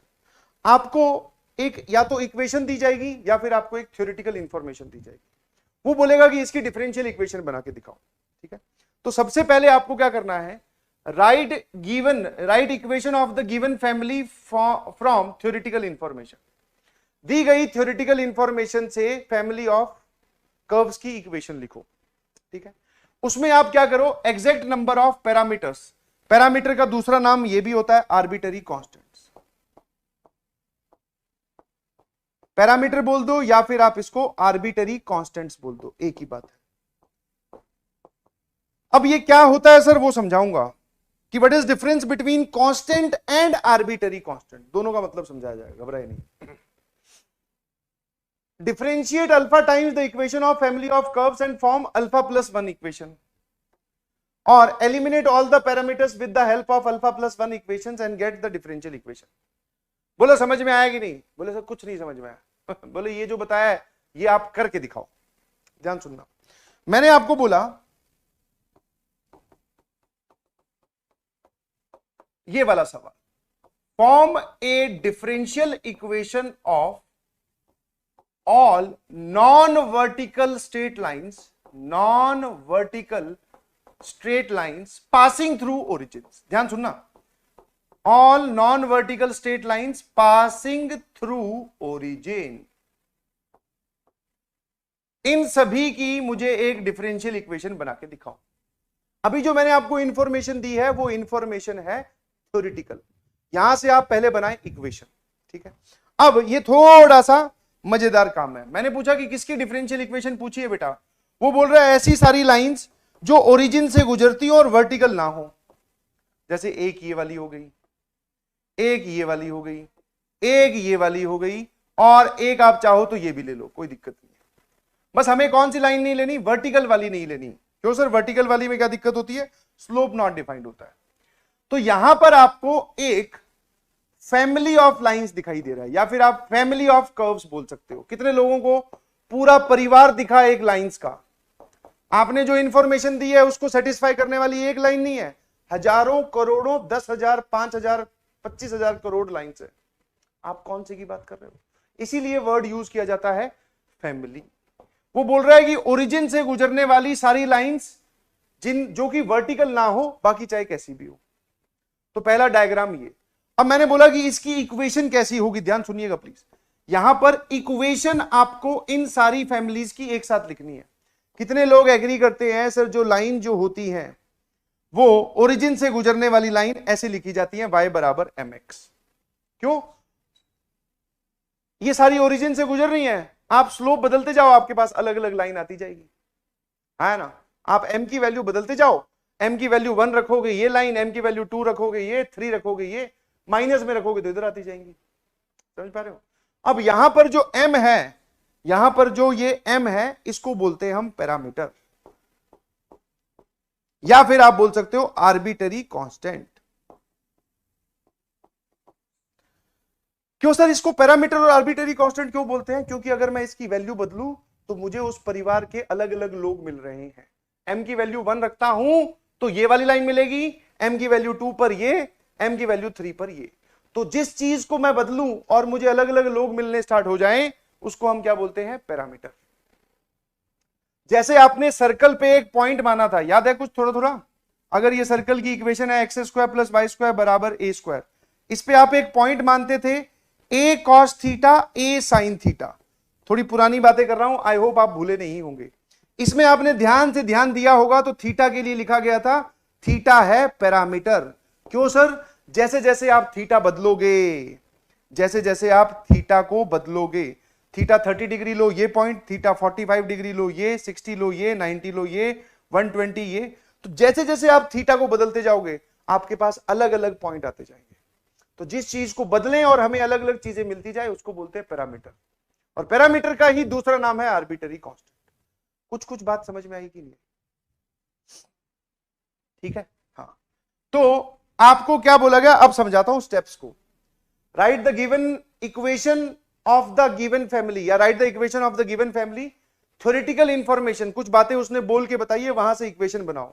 उसने वो बात बोली थी, इक्वेशन मैंने ये बना ली। अगली चीज, calculate exact number of parameters. Exact शब्द पे मैं थोड़ी देर बाद में आऊंगा, इसका यहां पर क्या मतलब है, बट तुम तो ये देखो कि उस जो आपने इक्वेशन लिखी है इसमें कितने पैरामीटर्स हैं। तो अगर मैं नंबर ऑफ पैरामीटर्स की बात करूं, नंबर ऑफ आर्बिटरी कांस्टेंट्स की बात करूं तो वो है 1, सिर्फ और सिर्फ m। ठीक है सर, अगले स्टेप पर differentiate alpha times the given family. जो भी आपने इक्वेशन लिखी है उसको अल्फा बार डिफरेंशिएट करो, और अल्फा क्या है? पैरामीटर्स की संख्या, पैरामीटर्स का अमाउंट। तो आपके पास ये जो है ये है अल्फा। कितने पैरामीटर दिख रहे हैं इसमें? एक। तो आपको इसको एक और बार डिफरेंशिएट करना है। मैंने इसको क्या किया? डिफरेंशिएट किया। सर y का जो डेरिवेटिव होता है x के रिस्पेक्ट में वो होता है dy बाई डी एक्स, और mx का डेरिवेटिव हो जाएगा m। इसको बोलो इक्वेशन नंबर 2, इसको बोलो इक्वेशन नंबर 1। क्या मेरी बात समझ में आ रही है? पैरामीटर गिनो, जितने पैरामीटर आएंगे उतनी बार डिफरेंशिएट करो। अगर इसमें 2 पैरामीटर होते तो मैं इसको एक बार और डिफरेंशिएट करता। तो 2 पैरामीटर होते आप 2 पैरामीटर होते आप 2 बार डिफरेंशिएट करते, टोटल इक्वेशन कितनी बनती? 3। आप अब की बार एक ही पैरामीटर है, आपने एक ही बार डिफरेंशिएट किया, कितनी इक्वेशन बनी? 2। एक आपने ये बनाई डिफरेंशिएट करके, एक आपने ये लिखी थी, तो कितनी इक्वेशन होगी? 2। तो जितने भी पैरामीटर्स होते हैं हमेशा उससे एक ज्यादा इक्वेशन बनती है। अब आपको क्या करना है? इन इक्वेशंस में जो भी पैरामीटर है उसको गायब कर दो। मतलब इक्वेशन 1 और इक्वेशन 2 की सहायता से आप क्या करें? इक्वेशन 1 और इक्वेशन 2 की मदद से m को गायब कर दो, बिकॉज वही पैरामीटर है। तो जैसे ही मैंने from equation 1 and 2, from 1 and 2, ध्यान सुनना, 1 और 2 की मदद से सर हमें m को गायब करना है, यहां से देख सकते हो m की वैल्यू कितनी है पहले वाली इक्वेशन से, सर y अपॉन x, तो वो वैल्यू यहां रख दो। तो ये आ जाएगा dy बाई डी एक्स बराबर m की जगह मैंने रख दिया y अपॉन x। ये हमारा आंसर है और यही हमारी रिक्वायर्ड डिफरेंशियल इक्वेशन है। ठीक है, जो भी डिफरेंशियल इक्वेशन आप बनाएं उसमें कोई भी पैरामीटर नहीं दिखना चाहिए।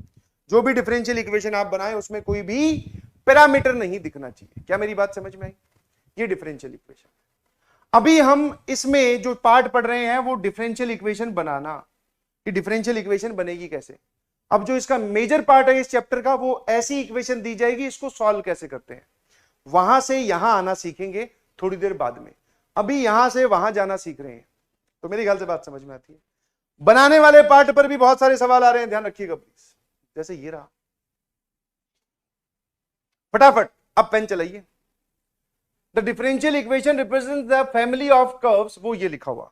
जब मैं इस फैमिली ऑफ कर्व को देखता हूं तो वो ये लिखा हुआ है y बराबर c1 e की पावर c2x। ठीक है, हाँ। अब की बार आप ऐसा बोल सकते हो कि आपकी किस्मत थोड़ी ठीक है। कैसे? उसने सवाल की स्टार्टिंग ही यहां से की है, बोले कि इसकी डिफरेंशियल इक्वेशन बना दो। काम तब बढ़ जाता जब वो बोलता ये इक्वेशन ना देकर हमें कोई इंफॉर्मेशन देता जिससे हमें ये इक्वेशन खुद बनानी पड़ती। अब की बार इक्वेशन उसने खुद ही बना के दी है, तो आपको क्या करना है? सबसे पहला काम, हम अब की बार कहां से स्टार्ट करेंगे सवाल को? सवाल को स्टार्ट करेंगे सर इस पार्ट से। क्यों? क्योंकि ये पार्ट तो उसने खुद करके दिया है। उसने बोला राइट इक्वेशन, तो वो तो उसने लिख के दिए खुद। अब आप इसमें exact number of parameters count करो। पैरामीटर वो होते हैं जिनको बदलने पर हमें अलग अलग कर्व मिले। समझ पा रहे हो कि नहीं समझ पा रहे? तो यहां पर कितने पैरामीटर्स दिखाई दे रहे हैं आपको? एक ये रहा, एक ये रहा। समझ में आया? और उसने खुद बोला है C1 C2 are arbitrary constant. ठीक है, आया ना? तो number of parameters, number of arbitrary constants कितने हैं जिसको आप अल्फा बोल रहे हो? सर 2 है। ठीक है, तो इस इक्वेशन को कितनी बार डिफरेंशिएट करना है? 2 बार। ये है हमारी इक्वेशन नंबर 1। एक बार डिफरेंशिएट करो फटाफट। तो जब मैं इसको डिफरेंशिएट करता हूं तो ये आएगा dy बाई dx, ये कांस्टेंट है सर। e की पावर c2x का डेरिवेटिव होता है e की पावर c2x, c2x का डेरिवेटिव हो जाएगा यहां पर c2। This is equation number 2। अभी भी नहीं रुकना है, 2 पैरामीटर हैं तो 2 बार डिफरेंशिएट करो। एक बार और करते हैं सर, चलिए। अच्छा, कितने लोग इस बात से एग्री करते हैं? चलो यहीं पे डिफरेंशिएट करते थे, जरा देखना ये कितना आ जाएगा। इसको एक बार और डिफरेंशिएट करोगे तो dy बाई dx का derivative d2y by dx square. c1 into c2 constant है, उनको बाहर निकालो। e की पावर c2x का डेरिवेटिव यही हो जाएगा और यहां से एक और c2 निकल आएगा। जितने पैरामीटर होते हैं उससे एक फालतू इक्वेशन बनती है। तो टोटल आपके पास 3 इक्वेशन दिख रही है। आपको क्या करना है? इस पूरे पिक्चर से C1 और C2 को गायब कर दो, और जैसे ही आप C1 C2 को गायब करोगे आपके पास डिफरेंशियल इक्वेशन तैयार। कितने लोगों को C1 C2 गायब होते हुए दिखाई दे रहे हैं? सर बहुत अच्छे से दिखाई दे रहे हैं। जहां पर C1 इंटू ई की पावर C2 दिखाई दे रहा है, जहां पर C1 इंटू ई की पावर C2x दिखाई दे रहा है, आप उसकी जगह y लिख सकते हो। तो मैंने कहा बहुत बढ़िया यार। हाँ, अब गायब करने का मतलब मुझे इनको हटाना है। तो एक तो C1 गया और एक ये पूरा गया, इसकी जगह मैंने क्या लिख दिया? y, और यहां बन गया सर C2 का स्क्वायर। है ना? क्या आपको ये बात समझ में आई? इसकी जगह ये पुट करने के बाद में यही सेम कलाकारी आप इसमें भी कर सकते हो। Sir C1 multiplied by E की पावर C2, ये कितना है? सर लेफ्ट साइड में तो dy बाई dx लिखा हुआ है, इन दोनों के मल्टीप्लीकेशन की जगह आप y लिख सकते हो, और यहां पर बचा C2। अब ध्यान से देख, इसमें और इसमें सिर्फ C2 बचा है। C2 को गायब कर सकते हो क्या? हाँ सर। C2 क्या है? ये लिखा हुआ है y डैश अपॉन y, बस यहां पुट कर दें। तो इधर क्या लिखा हुआ भैया? ये d2y बाई dx स्क्वायर को आप y डबल डैश भी बोल सकते हैं। यहां पर है y, C2 की जगह आप ये पुट कर दो, that is y dash upon y का होल स्क्वायर। ध्यान से देखोगे तो इस इक्वेशन में अब कोई भी C1 या कोई भी C2 नहीं बचा। यही आपकी डिफरेंशियल इक्वेशन है। इसको सही करके जवाब टिक कर दीजिए बस। तो सर ये तो बहुत आसान है। तो मैंने कब बोला कि मुश्किल है? ये ऐसे ही लिखा हुआ है, एक एक गायब कर दे, इसको इधर भेज। तो ये क्या लिखा हुआ है? Sir y double dash multiplied by y is equal to y dash का स्क्वायर। कोई ऑप्शन दिखाई दे रहा है क्या ऐसा? y double dash into y dash का बराबर y डैश का square. Option C is correct. क्या ये पॉलिनोमियल फॉर्म में लिखी हुई है? तो आंसर इज सर यस। अगर मैं इसका ऑर्डर और डिग्री पूछ लूं तो इसका ऑर्डर है 2, डिग्री है 1। क्यों? वापस वही सिचुएशन जो अभी थोड़ी देर पहले एक भैया पूछ रहे थे, सर पावर तो इसकी ज्यादा है। नहीं जी, जिसका ऑर्डर ज्यादा है उसी की आपको सबसे बड़ी पावर देखनी। तो ऑर्डर 2, डिग्री 1। कितने लोगों को बात समझ में आई? ये डिफरेंशियल इक्वेशन कितने लोगों को समझ में आ गई कि हाँ बनती है ऐसे? चलिए एक सवाल और करोगे क्या? खुद करोगे क्या? जल्दी से जल्दी से जल्दी से।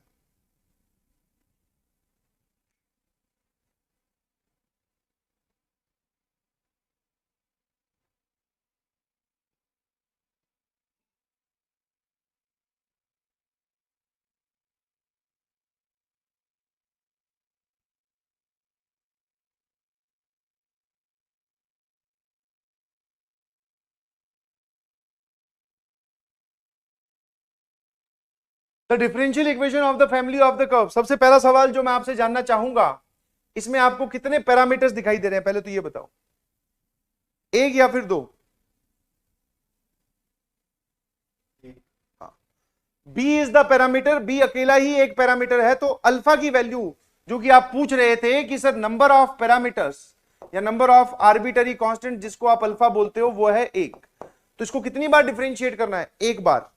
और टोटल कितनी इक्वेशन बन जाएगी? दो। उनकी मदद से किसको गायब करना है? बी को। जो इक्वेशन बनेगी वो ऑप्शन में चेक करो, टिक करो। जब मैं इस पूरी इक्वेशन को डिफरेंशिएट करता हूं तो लेफ्ट साइड का डेरिवेटिव 2x, कांस्टेंट जो कांस्टेंट है उसको एज इट इज रखें। यहां से आप अगर ध्यान से देखोगे तो y का डेरिवेटिव आ जाएगा dy by dx। b एक कांस्टेंट है, उसका डेरिवेटिव इज 0। तो ये इक्वेशन नंबर 2, ये इक्वेशन नंबर 1। यहां से आपको b गायब करना है और सबको b गायब होता हुआ दिखाई दे रहा है। सर ये क्या लिखा हुआ है? दिस इज 2by डैश और ये x। मैं अगर पूछूं कि b की वैल्यू कितनी आ गई, सर ये आ गया x अपॉन 2y डैश, है ना। जब x अपॉन 2y डैश आ गया तो यही वैल्यू उठाकर आप इसमें रख दीजिए और इसमें रखने के बाद में आंसर बता दीजिए। तो ये लिखा हुआ है सर एक्स स्क्वायर बराबर 4। b की जगह आप क्या लिखोगे? x upon 2y dash. और सर यहां पे लिखा हुआ है y प्लस b की जगह x अपॉन 2y डैश। ये आपकी डिफरेंशियल इक्वेशन है। इसको सिंप्लीफाई करके वहां देख लीजिए कौन से ऑप्शन से मैच कर रहा है। कोई ऑप्शन तक पहुंच पाया क्या? करो भाई, ऐसे चुप क्यों बैठे हो यार? कोई चीज परेशान कर रही है तो पूछो, और नहीं परेशान कर रही तो सॉल्व करो। कुछ लोग सिर्फ चुप बैठे हैं। चुप माही चुप है रांझा, कुछ नहीं होगा उससे। माही रांझा सब यहीं घूमते हुए मिलेंगे तुम्हें।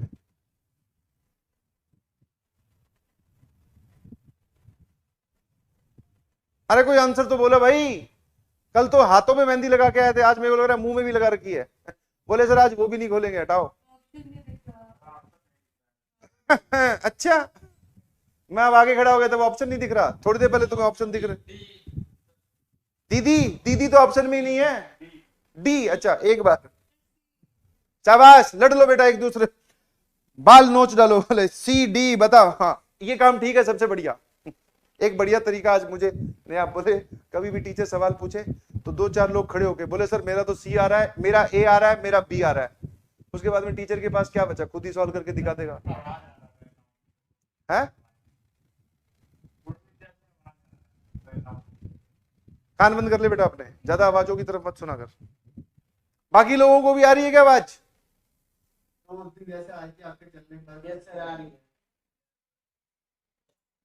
अब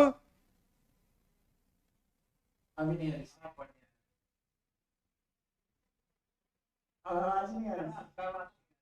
अरे बोला ही नहीं है कुछ। इधर देखो, पहले तो सर ये x और ये x उड़ा दो, ये 2 और ये 2 उड़ा दो। तो x बराबर 2 अपॉन y डैश। जब ये इधर मल्टीप्लाई होगा तो ध्यान सुनना, this is 2y dash plus x upon 2y dash. वाह सर, इसको इधर भेजो मल्टीप्लाई करके इससे। ये 2y डैश का होल स्क्वायर लिखा हुआ है, तो 2x y डैश का होल स्क्वायर बराबर, जब ये अंदर जाएगा तो 4y डैश प्लस 2x। कोई है क्या ऐसा ऑप्शन? 4 तो कहीं भी नहीं है। अच्छा,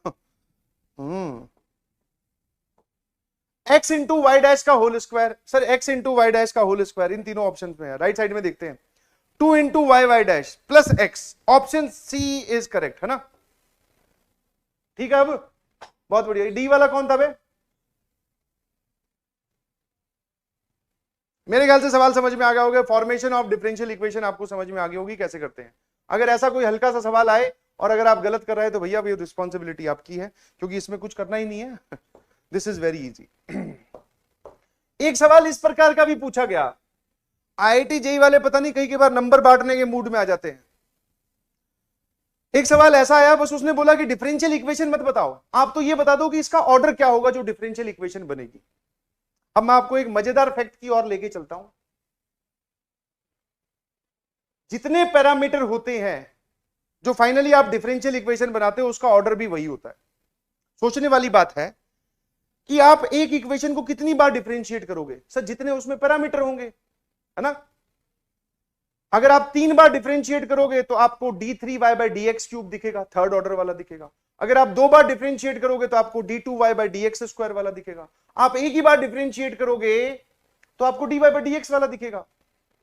और जो वहां पर सबसे बड़ा बैठा हुआ दिखाई देता है वही ऑर्डर होता है। तो अगर मान लो मैं इस सवाल में आपसे सारी चीजें छोड़कर सिर्फ ये पूछता कि इसकी जो डिफरेंशियल इक्वेशन बनेगी उसका ऑर्डर क्या होगा, तो इसका मतलब ये नहीं है कि आप सच में पहले डिफरेंशियल इक्वेशन बनाएं फिर ऑर्डर बताएं। आप इसको देखकर ही बता सकते हैं। किसी भी डिफरेंशियल इक्वेशन में जितने उसमें आर्बिटरी कांस्टेंट अल्फा ही जो है वो होगा ऑर्डर ऑफ डिफरेंशियल इक्वेशन। जो भी फाइनली आप डिफरेंशियल इक्वेशन बनाओगे अल्फा ही उसका ऑर्डर होगा। और अल्फा क्या है सर? Number of parameter. तो एक सवाल आपके सामने ये आया कि इसमें नंबर ऑफ पैरामीटर कितने हैं वो बता दो, क्योंकि वही ऑर्डर के बराबर। अब देख के बताइए इसमें कितने पैरामीटर हैं?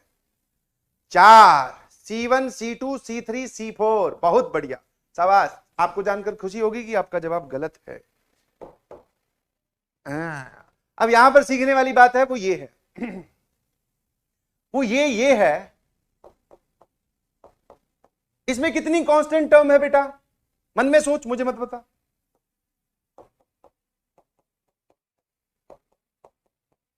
इसमें कितनी कांस्टेंट टर्म है बेटा? और इसमें कितनी कांस्टेंट टर्म है बेटा?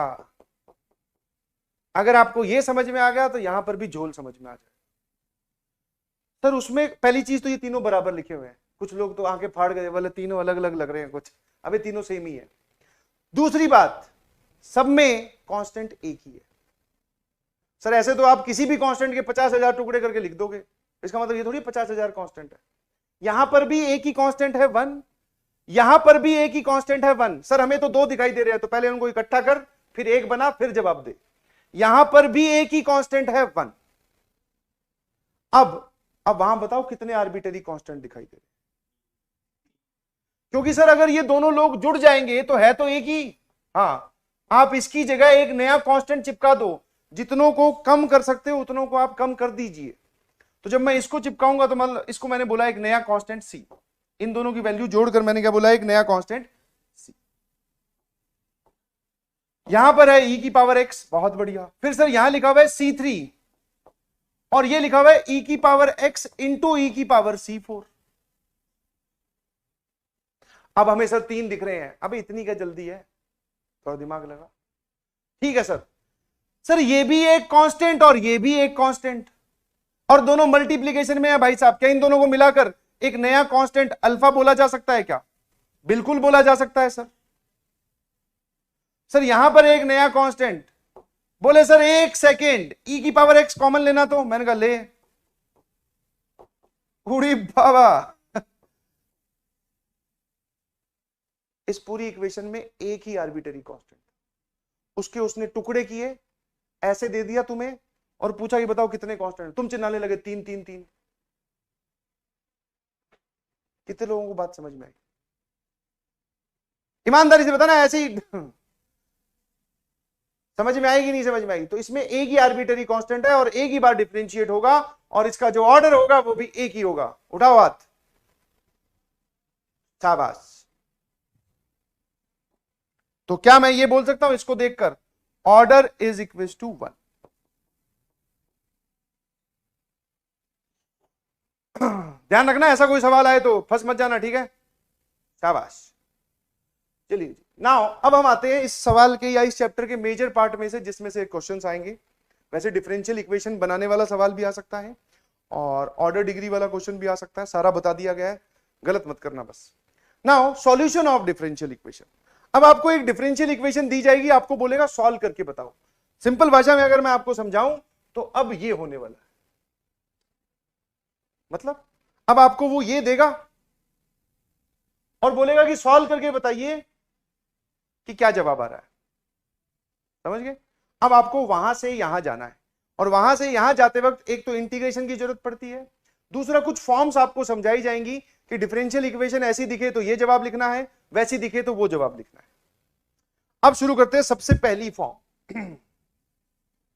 सबसे पहली फॉर्म को बोलते हैं बेटा variable separable form. Variable separable form बहुत ही आसान, बहुत ही मासूम सी। ये बीच बीच में एक भैया बार बार आ रहे हैं, जनकपुरी, राजा जनक की नगरी में।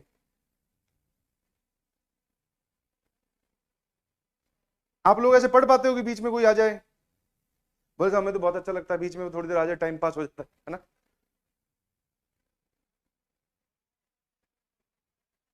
तो थोड़ा बहुत तुम लोग ही क्या बोले सर, घर पे हमने धो के रख दिया आराम से फ्रिज के अंदर, पेपर में जाऊंगा उस दिन आराम से उसको वापस उतार के लगा लूंगा, फिर चला जाऊंगा। सही रहेगा ना, कम इस्तेमाल करूंगा तो खर्च नहीं होगा। अबे कोई आए तो उसको बोल दिया करो भैया क्लास चल रही है, यहाँ कोई भजन थोड़ी चल रहे हैं कि वापस कहीं से भी सुन लो, अच्छा ही लगता है। तो कोई बीच में आए तो बोल दिया करो थोड़ी देर, बोले बाहर रुको। सर हम कहां से बोलते, हम तो चाहता है कोई बीच में आए, स्क्रीन वगैरह बंद हो जाए, 5-10 मिनट तो आप कम से कम नहीं दिखोगे। ऐसा है तो फिर देख लेना तुम अपने हिसाब से। चलिए सर वेरिएबल सेपरेबल मतलब आपको जो भी डिफरेंशियल इक्वेशन दी जाएगी, वेरिएबल सेपरेबल का मतलब है आप dy वाली टर्म के साथ y की टर्म्स और dx के साथ x की टर्म्स, इसको बोलते हैं बेटा वेरिएबल सेपरेबल। अगर आप ऐसा कर पाए तो समझ लेना कि आपने उसको वेरिएबल सेपरेबल में कन्वर्ट कर लिया। dy के साथ y वाली टर्म्स और dx के साथ x वाली टर्म्स। ऐसा करने के बाद में आपको सीधा सीधा फिर क्या करना है, इसके बाद में आप डायरेक्टली क्या करें, इंटीग्रेट, सीधा इंटीग्रेट करो, जवाब तक जाओ। क्या मेरी बात समझ में आई सबको? वेरिएबल सेपरेबल में हम क्या करते हैं, dy के साथ y वाली टर्म्स, सारी y की टर्म्स, कुछ भी y पीछे नहीं बचना चाहिए, और dx के साथ सारी x वाली टर्म्स, फिर इंटीग्रेट करो, जवाब पाओ। पहला सवाल ये रहा आपकी कंप्यूटर स्क्रीन पे जल्दी से बताओ। कोशिश करें कि आप सारी टर्म्स जो हैं x वाली dx के साथ, y वाली dy के साथ, और बीच में बराबर का निशान, कोशिश करो। अबे भाई कौन है ये बॉर्नवीटा पीने वाला? अभी मैंने सवाल लिखा ही नहीं उससे पहले भी शाबाश। थोड़ा वेट कर बेटा, टहल ले, पानी वानी पी ले।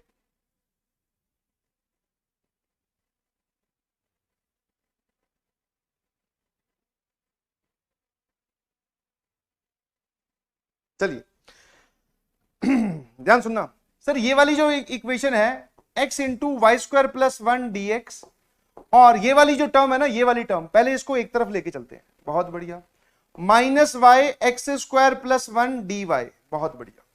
अब सर हमें सिखाया गया है y वाली टर्म्स dy के साथ, x वाली टर्म्स dx के साथ, तो ये रहा x और ये रहा dx, इसको यही रखना, और ये जो एक्स स्क्वायर प्लस 1 है इससे डिवाइड कर दीजिए। वाओ सर, ये रहा माइनस वाई, ये रहा dy, और ये जो वाई स्क्वायर वाली टर्म है, वाई स्क्वायर प्लस 1 वाली टर्म, उसको इधर डिवाइड कर। इसको बोलते हैं variable separable form. Variable separate हो चुके हैं, अब आप डायरेक्टली क्या करिए, इंटीग्रेट करिए। तो जैसे ही आप इंटीग्रेट करोगे जवाब मिल जाएगा। अब यहां पर हल्का फुल्का सा इंटीग्रेशन बताओ सर, अगर आप इसको t मानो मन ही मन में, तो ऊपर इसका डेरिवेटिव लिखा हुआ है। मैंने बोला ऐसे क्या झूठ बोल रहा है यार, नीचे तो एक्स स्क्वायर प्लस 1 है, उसका डेरिवेटिव तो 2x होता है। बोले सर 2 मतलब कांस्टेंट, उसकी चिंता करने की जरूरत नहीं है, पूरी इक्वेशन को 2 से मल्टीप्लाई कर दिया। नीचे t तो ऊपर dt, कितने लोगों को दिखाई दिया? अब ये इंटीग्रेशन वाला पार्ट है, मैं डिफरेंशियल इक्वेशन समझाने आया हूं, इंटीग्रेशन थोड़ा तेज तेज चलेगा, ध्यान रखना। नीचे वाले को t बोले, ऊपर लिखा हुआ है dt। सर ये dt अपॉन t का इंटीग्रेशन क्या होता है, ln of x square plus 1, ये होता है ln t, बराबर सेम यहां पर माइनस साइन लगा हुआ है, और यहां पर आ जाएगा ln of y square plus 1। अगर आप इसको t और ऊपर देखते हैं dt, तो वापस सेम लॉजिक है। और सर जब भी हम इंटीग्रेट करते हैं बिना उसके, तो कांस्टेंट ऑफ इंटीग्रेशन आता है, और ये जो कांस्टेंट ऑफ इंटीग्रेशन है, आपने ध्यान से सुना होगा फिजिक्स वाले टीचर को ये बोलते हुए कि ये आर्बिटरी कांस्टेंट है। सुना है कभी? अरे फिजिक्स में कभी जब उन्होंने, फिजिक्स वाले टीचर ने इंटीग्रेशन करा हो, सी जोड़ा और बोला आर्बिटरी कांस्टेंट है, ऑल्दो उनको मतलब नहीं पता आर्बिटरी कांस्टेंट का, पूछोगे तो फिर बोलेंगे बेटा टाइम हो रहा है घर जाने का, बाद में वो अलग बात है, बट उन्होंने नाम लिया कि आर्बिटरी कांस्टेंट। सर आज हमें पता है कि आर्बिटरी कांस्टेंट क्या होता है। क्या होता है सर आर्बिटरी कांस्टेंट? आपने डिफरेंशियल इक्वेशन कौन से ऑर्डर की सॉल्व की? First order. तो जब मैं इसको वापस सॉल्व करूंगा, अब तक हमें ये दिया जा रहा था, हम ये बना रहे थे, अगर मान लो मैं यहां से पूछूं कि यहां से वहां जाना है, तो सर हम इसमें आर्बिटरी कांस्टेंट गिनेंगे, एक ही आर्बिटरी कांस्टेंट है, एक बार डिफरेंशिएट करेंगे वहां पहुंच जाएंगे। क्या मेरी बात समझ में आ रही है कि नहीं आ रही? बोलो शाबाश। अरे फिजिक्स पढ़ा कौन रहा है, कहीं पता चला तुम जाके आगे गाना गा दो। आदित्य सर रहेगा फिर ठीक है। चलिए नाउ, अब अगर इसमें एक और चीज दे रखी है, इसमें वो आपसे आर्बिटरी कांस्टेंट की वैल्यू भी पूछ रहा है, समझ में आया? वैसे यही हमारा जवाब है, बट वो क्या करने वाला है, आर्बिटरी की कांस्टेंट की वैल्यू भी आपसे पूछने वाला है। ये चीज जो दे रखी है बेटा, इसको आप ऐसे देख सकते हो कि ये लिखा हुआ है y की वैल्यू x बराबर 0 पर 3 आएगी। मतलब ये इंफॉर्मेशन ऐसी दे रखी है, x 0 पर y कितना आएगा 3। y के अंदर अगर आप, मतलब ये y जो है वो f की तरह बिहेव करेगा, फंक्शन ऑफ x बराबर 3, मतलब if you put x equals to 0 तो y आपको 3 मिलने वाला है। तो आप इसमें x 0 और y 3 रख दो, यहां से आपको आर्बिटरी कांस्टेंट की वैल्यू भी मिल जाएगी। तो सर ये आ जाएगा ln 1 0 रखा तो minus ln 10 plus c। Sir ln 1 0 होता है, माइनस इधर लेके जाओगे तो यहां से c की वैल्यू आ गई ln 10। ठीक है, जो भी आप अपना फाइनल आंसर दोगे उसमें c की जगह वापस से ln 10 रख देना। क्या मेरी बात समझ में आई? आया ना? बहुत बढ़िया, शाबाश। अगला सवाल। अब जो सवाल आपके सामने पेपर में आएंगे, एक और चीज मजेदार, मैं तो आपको यहां पर अलग अलग कैटेगरी से समझा रहा हूं। ये सवाल वेरिएबल सेपरेबल का ही है, मतलब इसमें वेरिएबल सेपरेट हो जाएंगे, बट जो सवाल वहां पेपर में आएगा उसमें थोड़ी लिखा होगा कि ये वेरिएबल सेपरेबल है। तो आपको सबसे पहले यही ट्राई करना है, कोशिश करो फटाफट कि वेरिएबल सेपरेट हो रहे हैं कि नहीं। हो जाए तो ठीक, वरना फिर कुछ और। फटाफट फटाफट ट्राई करें, जवाब बताइए प्लीज।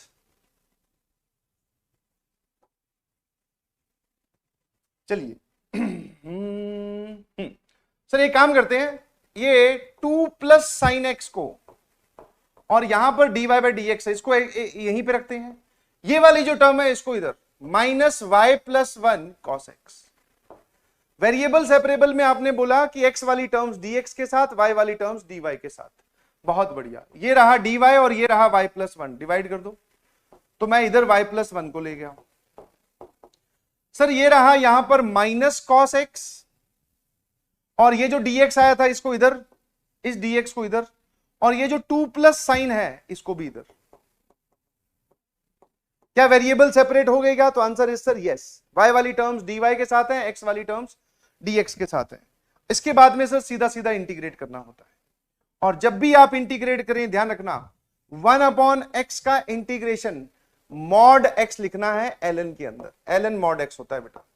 ठीक है, आया ना? ये इसलिए बता रहा हूं क्योंकि अभी समझ में आ जाएगा। ठीक है, अब सामने देखो। तो सर क्या करेंगे, 1 समथिंग का integration is ln of mod y plus 1। अब एक बोलेगा सर आपने यहां तो मॉड नहीं लगाया, आप हमें ज्ञान दे रहे हो कि मॉड लगा देना, यहां लगाया नहीं। बेटा x स्क्वायर प्लस 1 हमेशा पॉजिटिव होता है, अगर इस पे मैं मॉड लगाऊंगा तो वो लगाओ या ना लगाओ एक ही बात है। शाबाश, ठीक है, हाँ वापिस आ जाओ। सर अब की बार यहां इसका इंटीग्रेशन थोड़ा कम कम समझ में आ रहा है। मैंने कहा इंटीग्रेशन अच्छे से समझ में आना चाहिए भैया। देखो बाबू, अगर आप इसको t बोलते हो 2 प्लस साइन एक्स को, तो ऊपर लिखा हुआ है ये पूरा dt। अच्छा, इसको t पुट कर ऊपर dt लिखा हुआ है, cos x dx is dt। बहुत बढ़िया, माइनस साइन पहले से बाहर है, dt अपॉन t का इंटीग्रेशन होता है ln mod t, 2 plus sine x, और फिर ये आर्बिटरी कांस्टेंट। शाबाश, यहां तक काम खत्म है सर। एक इंफॉर्मेशन दे रखी है, जैसा कि मैंने आपको इस इंफॉर्मेशन को पढ़ना सिखाया, x की वैल्यू 0 पर y की वैल्यू 1 आ रही है। सर ये जानकारी क्यों दी होती है? ताकि आप इस c की वैल्यू निकाल सके।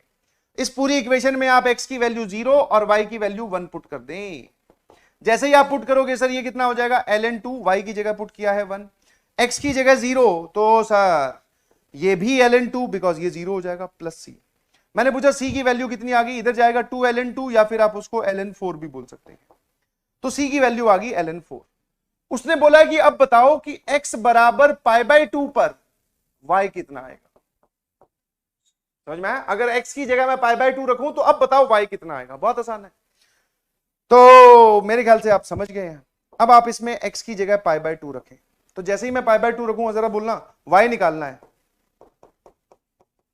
सर। पाई बाय 2 रखा, ये हो जाएगा 1, 2 + 1 3, तो ये लिखा हुआ है सर -ln3, और c की वैल्यू आपने बताई +ln4।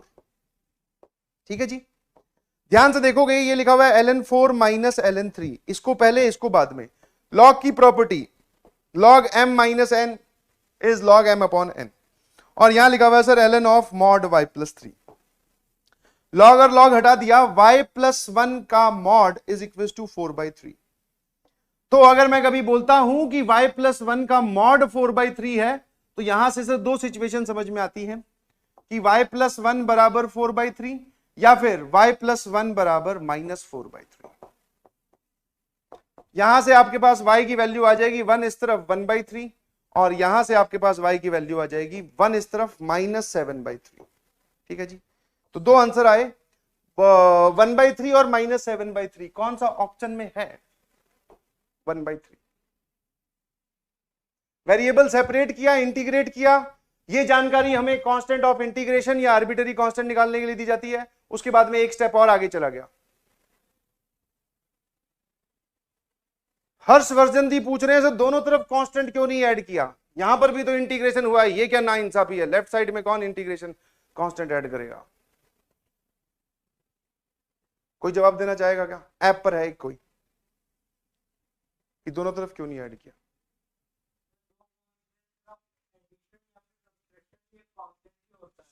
कौन है ये? कौन था? कौन था? शाबाश, सही जवाब दिया है, घबराने की नहीं जरूरत है। अब है तो पहले काहे सांप सूंघ गया था जब मैं पूछ रहा था कौन है ये?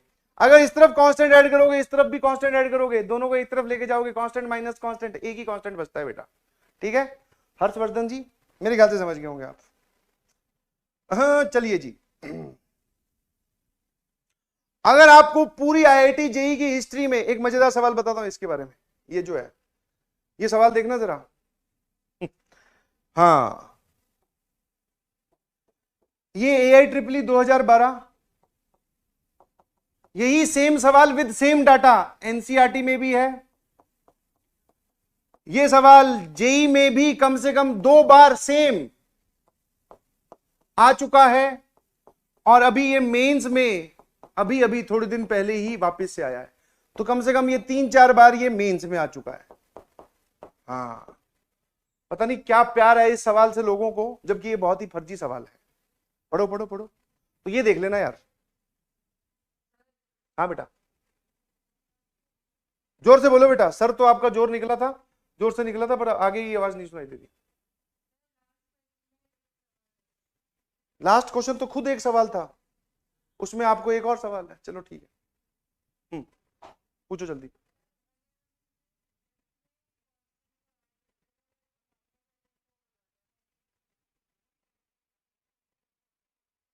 आपने लेफ्ट में ऐड किया और फिर कैलकुलेट किया, या फिर सीधा ही बोल रही हो?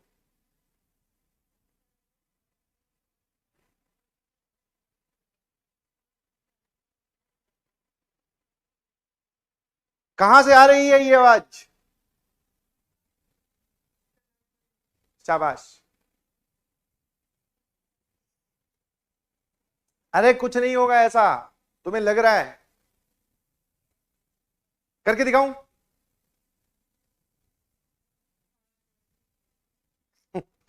गलत ही सवाल पूछ लिया सर आपने।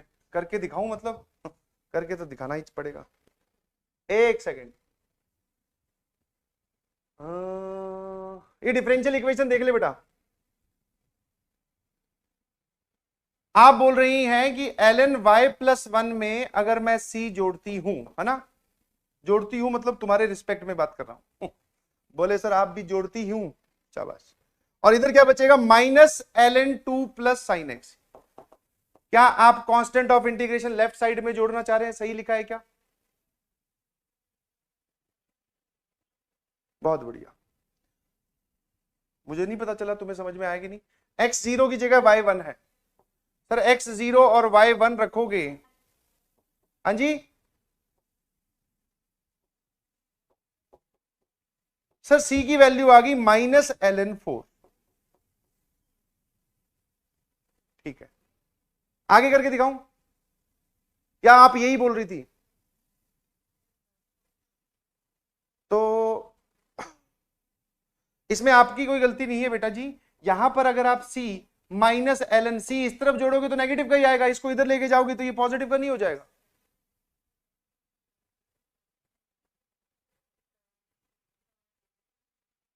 गड़बड़ तब हो जाती जब आप इस तरफ जोड़ते तब भी प्लस ln4 आ रहा होता, तब समस्या वाली बात थी। चलिए फटाफट ये वाला सवाल पढ़ो भाई।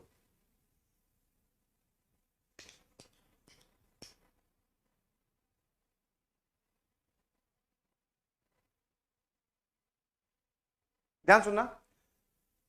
अच्छा ये वाले सवाल तुम्हें एक और बताऊं मजे की बात, ये जो तुम फिजिक्स में वो करते थे ना, क्या होता है काइनेमेटिक्स वगैरह, एक बॉडी इतने टाइम पे चलना स्टार्ट हुई, इतनी देर में इतना चली, तो बताओ इतनी देर के बाद में कितना चल चुकी होगी, वैसा ही है। बस यहां पर लैंग्वेज बदल दी गई है।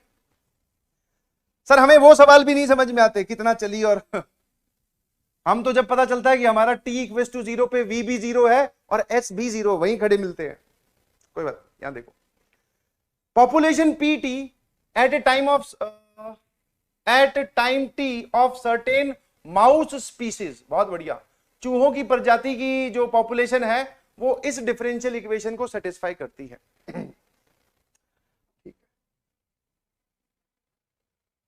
एक काम करो थोड़ी देर के लिए, pt का मतलब है population of mouse as a function of t, इसको y बोल देते हैं। क्या बोल देते हैं? y बोल सकते हैं।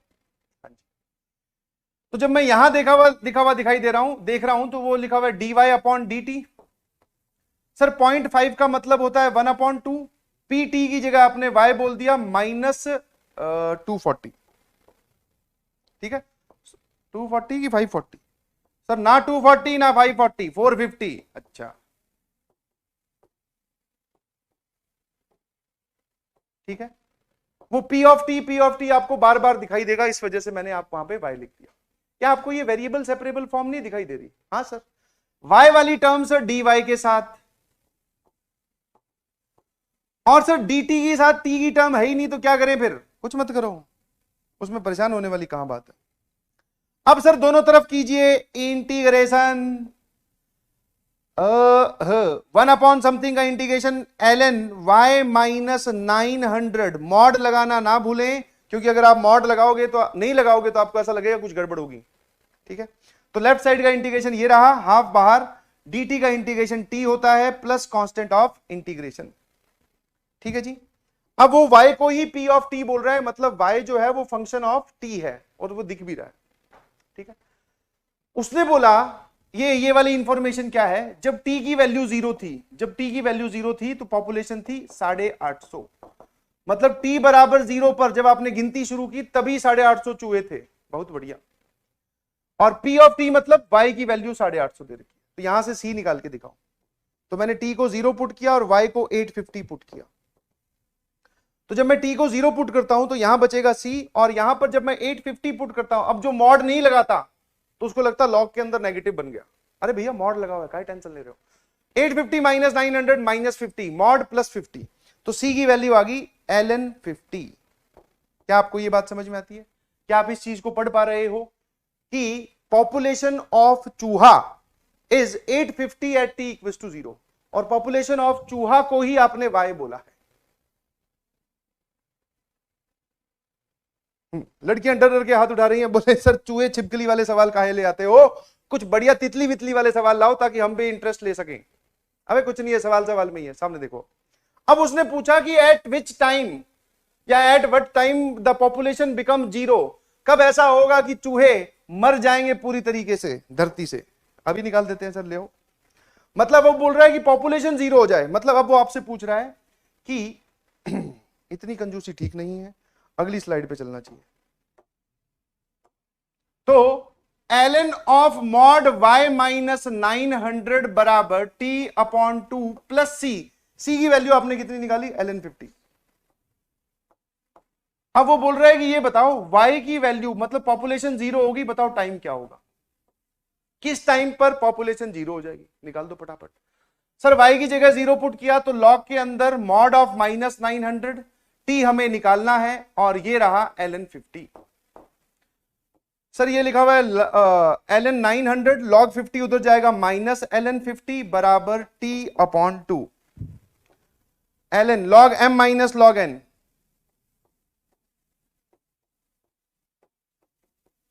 ये ठीक है 18। तो t की वैल्यू आ जाएगी सर, ये 2 इधर गया, दैट इज 2 ln 18।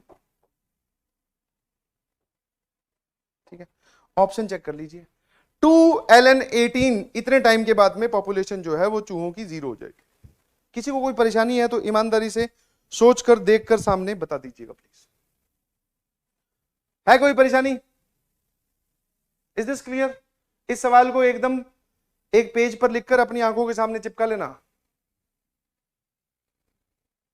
आईआईटी वालों का एकदम बोले मौसी का लड़का है ये, बार बार पकड़ के इसी को ले आते हैं, बोले तू ही आजा, समझ में आया? तो ये आ जाए और फिर तुम घूम रहे हो, बोले हमसे तो यही नहीं सॉल्व हुआ, तो समस्या है।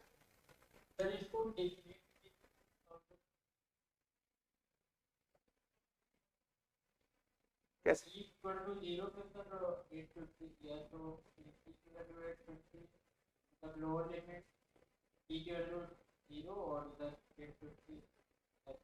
हाँ कर सकते हैं। आ जाइए जी, अगला जो सवाल है या फिर अगली जो फॉर्म है वो है reducible two variable separable. Reducible two variable separable मतलब जब आप इस सवाल को पहली बार देखेंगे तो आपको ऐसा लगेगा कि x और y की टर्म्स एक साथ आ रही हैं, इनको अलग अलग नहीं किया जा सकता। यहां पर लिखने का मतलब मेरा यह है कि सब जगह x और y की टर्म जो हो इकट्ठी आ रही हैं। समझ में आया? x और y की टर्म्स कैसी आ रही है? इकट्ठी, जिनको आप अलग अलग नहीं कर सकते। समझ गए कि नहीं समझे? जैसे फॉर एग्जाम्पल मान लो मैं ऐसे ही लिख दूं dy बाय dx बराबर x प्लस वाई, करके दिखाओ। dx के साथ x वाली टर्म, dy के साथ y वाली टर्म, करके देखिए, नहीं होगी अब की बार। क्या मेरी बात समझ पा रहे हो? आया ना? तो ये वो फॉर्म है जो जिसमें आप x और y की टर्म्स अलग अलग नहीं कर सकते। आप इसमें एक छोटी सी कलाकारी अगर करेंगे तो उसके बाद में x और y की टर्म्स अलग अलग हो जाती हैं। जितना भी फंक्शन एक साथ आ रहा है उसको क्या बोल दो? t। उसके बाद में आप क्या करें? प्रोसीड करें। और जैसे ही आप प्रोसीड करोगे आपको देखोगे कि बढ़िया जोरदार हो गया काम। जैसे मैंने अभी जो एग्जांपल लिख के दिखाया उसी को ही सॉल्व करके दिखाता हूं। इनफैक्ट एक सवाल मैं आपके लिए मजेदार वाला लेके आऊं, ये रहा। जैसे ये रहा, वो तो बहुत आसान था ये फिर भी थोड़ा ठीक है। इसमें मैंने क्या बोला आपको, जब भी पहले कोई डिफरेंशियल इक्वेशन आपके सामने आएगी तो आपको वेरिएबल को सेपरेट ही करके देखने की कोशिश करनी है।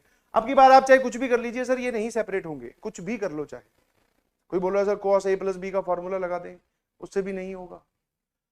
मैंने क्या देखा? मैंने ये देखा कि भैया यहां पर जो x और y की टर्म्स है वो एक साथ आ रही हैं, तो बहुत बढ़िया सर।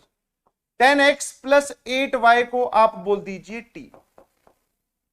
उसने यहां पर लास्ट वाले में यही समझाया, जितना टर्म एक साथ आ रहा है उसको t बोलो, आगे बढ़ो। अब यहां पर जो t है ये हमारा न्यू वेरिएबल है। कौन है? New variable. अब मेरी बात ध्यान सुनना, आपने इसको तो t बोल दिया, सर dy बाई dx की जगह क्या लेके आएंगे? इस पूरी इक्वेशन को डिफरेंशिएट करो with respect to x। Sir 10x का डेरिवेटिव 10, 8 y का डेरिवेटिव dy बाई dx, और सर t का डेरिवेटिव, अगर t का डेरिवेटिव t के रिस्पेक्ट में पूछते तो 1 आता। अब क्या आएगा सर? dt upon dx।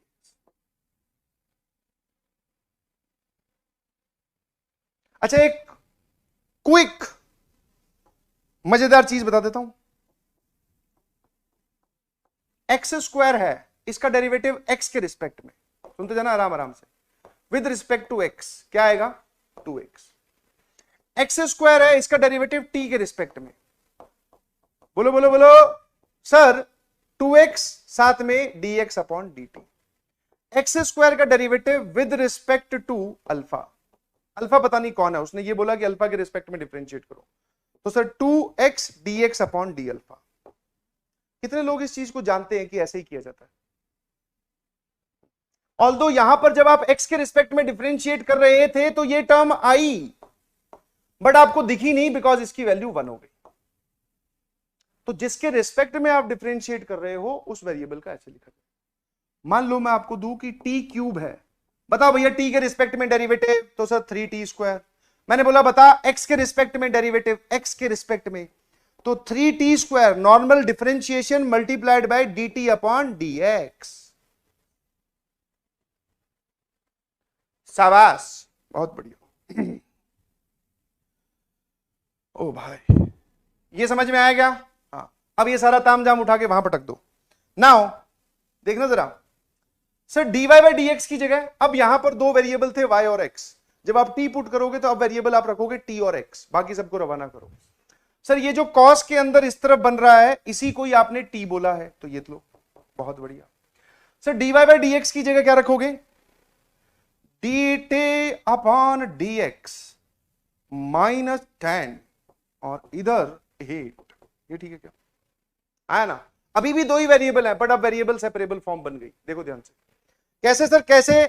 ऐसे देख इधर, dt अपॉन dx बाहर 1/8, जब ये अंदर जाएगा तो माइनस 5/4 और इधर जाएगा तो cos t प्लस 5/4। क्या मेरी बात समझ पा रहे हो? इसको अंदर मल्टीप्लाई किया, माइनस 10/8 इज 5/4 और इधर ले आया तो प्लस 5/4। और ध्यान से देखोगे तो ये ठीक है क्या? और ध्यान से देखोगे तो ये ठीक है क्या? और ध्यान से देखोगे तो dt upon dx 4 cos t plus 5 और वहां पर एक 2 था तो यहां पर एक 2 आ जाएगा। बस। तो अब आप ये बताओ, t के साथ t वाली टर्म्स इकट्ठी कर सकते हो? हाँ सर, ये लो 4 cos t प्लस 5 और यहां पर dx। ये वाली जो फॉर्म है इसको बोलते हैं वेरिएबल सेपरेबल। इंटीग्रेट करें, अपना जवाब t के टर्म्स में निकालें। जहां पर आपको t दिखाई दे उसकी जगह वापस ये रख देना। क्या मेरी बात समझ में आई? आया ना? सर ये कब लगाना है? जब आपको ऐसा दिखे कि आप वेरिएबल्स को सेपरेट नहीं कर पा रहे हैं। फटाफट।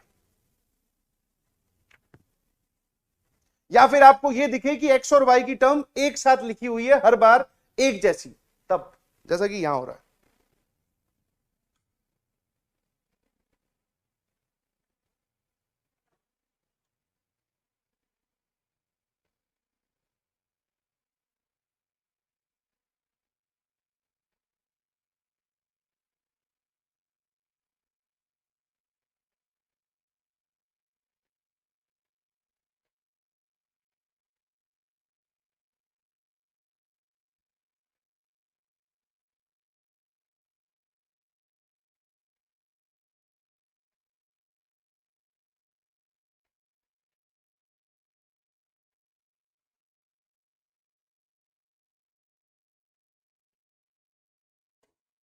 हाँ जी, क्या मेरी आवाज आ रही है?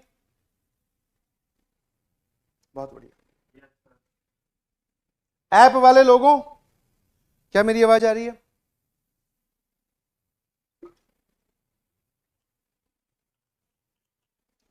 हो गया क्वेश्चन सॉल्व?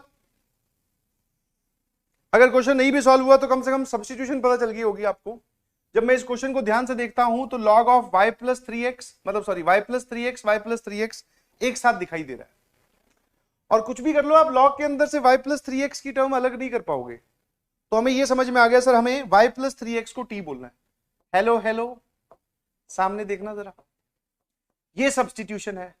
तो पूरी इक्वेशन को अगर मैं x के रिस्पेक्ट में डिफरेंशिएट करता हूं तो ये आ जाएगा dt अपॉन dx, है ना? x का डेरिवेटिव तो 1 हो गया। चलिए इस सारी चीज को यहां पटकते हैं और अब जवाब निकालने की कोशिश करते हैं। मैं पूछ रहा हूं कि dy बाई dx की जगह क्या रखा जाएगा? आप बोलोगे sir dt upon dx minus 3 minus y plus 3x की जगह आप क्या रखना चाह रहे हो? सर t, और डिनोमिनेटर में ln t लिखा हुआ है। और सर यहां पर हमारे पास एक प्लस 3 है और बराबर 0 है। ये और ये गया, this is dt upon dx, dt upon dx। इस टर्म को इधर लेके जाऊं तो this is t upon ln t। क्या आप t वाली टर्म dt के साथ इकट्ठी कर सकते हो? हाँ सर बिल्कुल। और यहां लिखा हुआ है dx। अभी आप यहां पर वेरिएबल सेपरेबल नहीं कर पा रहे थे, बट जैसे ही आपने ये सब्स्टिट्यूशन किया अब t और x अलग अलग हो गए। जब भी t और x अलग अलग हो जाए इंटीग्रेट करें। सर dx का इंटीग्रेशन x होता है प्लस कांस्टेंट ऑफ इंटीग्रेशन। यहां पर मैं आपका ध्यान ले जाना चाहूंगा कि आप इसको कैसे इंटीग्रेट करोगे, तो देख लो फटाफट। आप ln t को z बोल दो, 1 अपॉन t dt dz में चला जाएगा, ठीक है? ln t को, अब ये इंटीग्रेशन वाला सब्स्टिट्यूशन है, ध्यान रखना ये इंटीग्रेशन वाला सब्स्टिट्यूशन है, बिकॉज dt के साथ मुझे 1/t दिखाई दे रहा है जो कि ln t का ही डेरिवेटिव होता है। तो जैसे ही आपने रखा तो ln t की जगह z, 1/t dt के साथ कौन चला गया सर, dz, और इसका जो इंटीग्रेशन आएगा वो आएगा z²/2। इसका कांस्टेंट ऑफ इंटीग्रेशन जोड़ने की जरूरत नहीं है। तो सर ये z क्या था, z था ln t, तो लेफ्ट साइड का इंटीग्रेशन आया ln t का होल²/2। कितने लोग एग्री करते हैं कि यहां सर इसका इंटीग्रेशन यही आएगा? अब आपको सर क्या चाहिए? ओहो, जवाब ही आ गया सर, वाओ, ठीक है सर, ये तो बढ़िया है। ln के अंदर y+3x रखिए और एंजॉय कीजिए बस, और इज इक्वल टू x+c। बस अब देख लो यार, कहां पर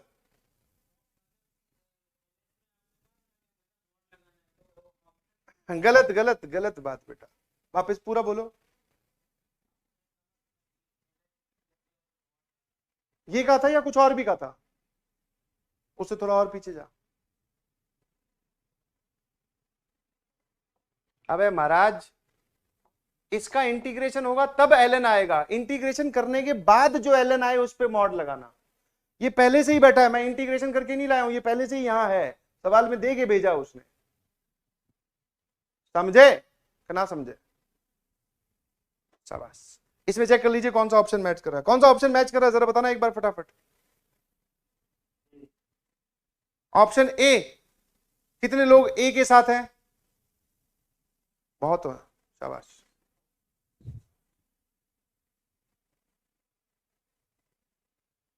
अगली जो मजेदार फॉर्म है वो है होमोजीनियस डिफरेंशियल इक्वेशन। अगली जो मजेदार फॉर्म है वो कौन सी है? Homogeneous differential equation. अच्छा एक बार ईमानदारी से बताइएगा, आप लोगों को समझ में आ रहा है क्या? 70% चीजें, क्योंकि अगर 100% समझ में आ रहा है तो भी वो गड़बड़ है, पूरा नहीं समझ में आना चाहिए, आया ना? 70% चीजें तो समझ में आ रही है, शाबाश। अब इधर आ जाइए सर, अगली जो फॉर्म है वो है होमोजीनियस फॉर्म। होमोजीनियस फॉर्म का मतलब होता है x और y बराबर प्रोपोर्शन में प्रेजेंट होनी चाहिए। x और y जो है वो क्या होनी चाहिए? बराबर प्रोपोर्शन में प्रेजेंट होनी चाहिए। समझ गए? इसको जो छोटे बच्चों को चेक करने का तरीका बताते हैं वो ये बोलते हैं कि आप x की जगह xt पुट कर दो, y की जगह yt पुट कर दो, अगर t पूरी तरीके से बाहर कॉमन आ जाए या गायब हो जाए तो उसको हम होमोजीनियस बोलते हैं, और जिसमें t पूरी तरीके से बाहर ना आए या गायब भी ना हो तो फिर उसको हम नॉन होमोजीनियस बोलते हैं। जैसे फॉर एग्जांपल मैंने आपको एक इक्वेशन दी, जैसे मैंने ये पूछा dy/dx is equal to x² minus y² upon x³ plus x²y। मैंने पूछा कि क्या ये होमोजीनियस डिफरेंशियल इक्वेशन है कि नहीं। तो आपको क्या करने का, चेक करने का तरीका बता रहा हूं। आप x की जगह xt रखो, y की जगह yt रखो। ये चेक करने का तरीका है, मतलब रफ कॉपी वाला तरीका है, ठीक है। तो हमने x की जगह xt रखा तो सर वो आ जाएगा x² t² minus y² t², और सर यहां आ जाएगा x³ t³ plus x² y t³। t³ क्यों? इसके साथ t², इसके साथ t मल्टीप्लाई होके t³। क्या पूरे तरीके से t इस पिक्चर से बाहर आ गया क्या? हाँ सर, पूरे तरीके से जो t है वो पूरे तरीके से बाहर आ गया, मतलब ये बचा 1/t। तो अगर पूरे तरीके से बाहर आ जाए या फिर कैंसिल ही हो जाए तो उसको हम होमोजीनियस बोलते हैं। तो ये एक होमोजीनियस है। कई बार ऐसा होगा जिसमें आप, जैसे मान लो ये वाली, इसमें अगर आप x की जगह xt और y की जगह yt रखोगे तो t पूरे तरीके से बाहर नहीं आ पाएगा, देख लेना अंदर ही फंस के रह गया। तो ये और ये तो कैंसिल हो गया, बट सर इस t को कैसे बाहर निकालोगे? तो ये नॉन होमोजीनियस। समझ गए? क्या मेरी बात समझ गए कि नहीं समझे? ऐसी डिफरेंशियल इक्वेशन जिसमें आप x की जगह xt रखो, y की जगह yt रखो और t पूरी तरीके से कॉमन आ जाए या अंदर पड़ा पड़ा ही गायब हो जाए, t पूरी तरीके से गायब हो गया, तो वो होमोजीनियस है। अदरवाइज वो इक्वेशन क्या होती है? Non homogeneous. तो होमोजीनियस लगाने का, या फिर पहले तो ये जो मैंने आपको बताया, दिस इज ये चीज का तरीका है कि आपको पता चले कि वो डिफरेंशियल इक्वेशन होमोजीनियस है। सॉल्व करने का तरीका ये रहा, आप y की जगह xt रख दो, और कुछ कुछ सवालों में x की जगह भी yt रखा जाता है डिपेंडिंग ऑन द सिचुएशन। वैसे उससे कुछ फर्क नहीं पड़ता कि आप x की जगह yt रख रहे हो या y की जगह xt रख रहे हो, तो दोनों एक ही बात है। बट हम क्या करते हैं, y की जगह xt रखते हैं। क्या मेरी बात समझ में आ गई? जब आप y की जगह xt रखोगे तो सर ये वाली इक्वेशन कहां से आ गई? वो बहुत आसान है। आप y की जगह नया वेरिएबल लाना चाह रहे हो तो पूरी इक्वेशन को आप डिफरेंशिएट करें विद रिस्पेक्ट टू x, ये आ जाएगा dy बाई डी एक्स। यहां पर दो वेरिएबल मल्टीप्लीकेशन में है, x का derivative 1, t as it is, x as it is, t का डेरिवेटिव x के रिस्पेक्ट में dt अपॉन dx। यही बात यहां लिखी हुई है। तो जब आप y की जगह xt रखोगे वो तो चलो ठीक है, dy बाई dx की जगह क्या रखा जाएगा? ये पूरा। तो आपको दी गई इक्वेशन में पहले तो चेक करना है क्या x और y बराबर अमाउंट में प्रेजेंट है कि नहीं। अगर वो होमोजीनियस है तो फिर ये तरीका लगाओ और जवाब पाओ। सर ये वाला चीज करने के बाद में क्या होगा? वो जाकर इक्वेशन वेरिएबल सेपरेबल में कन्वर्ट हो जाएगी, और वेरिएबल सेपरेबल कैसे सॉल्व करते हैं वो आप जानते हैं।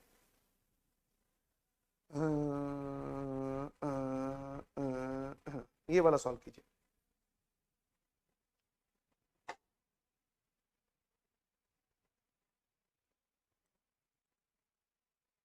ऐप वाले लोगों,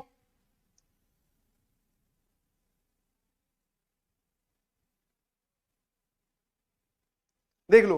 अब ध्यान रखना यार, यहां पे मैं जानबूझकर, ये सबको ही पता है, आप में से सभी जानते हैं कि ये जो डिफरेंशियल इक्वेशन है ये होमोजीनियस डिफरेंशियल इक्वेशन है, ठीक है। राजा जनक की नगरी में एक भाई साहब सो रहे हैं, आगे आगे बैठे हैं। क्या बेटा सब ठीक है? Everything is fine? कोई बात नहीं, मैं समझ सकता हूं कई बार हो जाता है सर में दर्द, इट इज नेचुरल।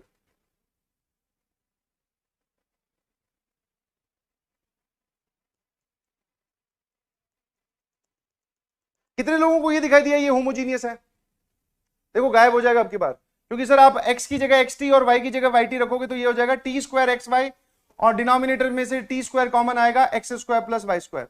आपने बोला था टी पूरी तरीके से कॉमन आ जाए या फिर गायब हो जाए, इसका मतलब वो होमोजीनियस डिफरेंशियल इक्वेशन है। इसके बाद में कैसे सॉल्व करते हैं? इसके बाद में हमें हमारे टीचर ने बताया कि आप y की जगह xt पुट करो, बस काम खत्म। बेटा dy बाई dx की जगह क्या पुट होगा? डिफरेंशिएट करके देख, t plus x dt by dx। ठीक है, क्या आप लोग तैयार हैं ये सब्स्टिट्यूशन करने के लिए? थोड़ी बहुत तो एनर्जी दिखाओ यार, हाथ उठाओ कि हाँ सर हम तैयार हैं, और नहीं भी तैयार हो तो भी हाथ उठा दो, कोई बात नहीं, ठीक है। कुछ लोग जो पीछे बैठे हैं हाथ नहीं उठा रहे, क्या बात है बेटा, लिपस्टिक घर भुलाए? बोले सर हम तैयार नहीं है।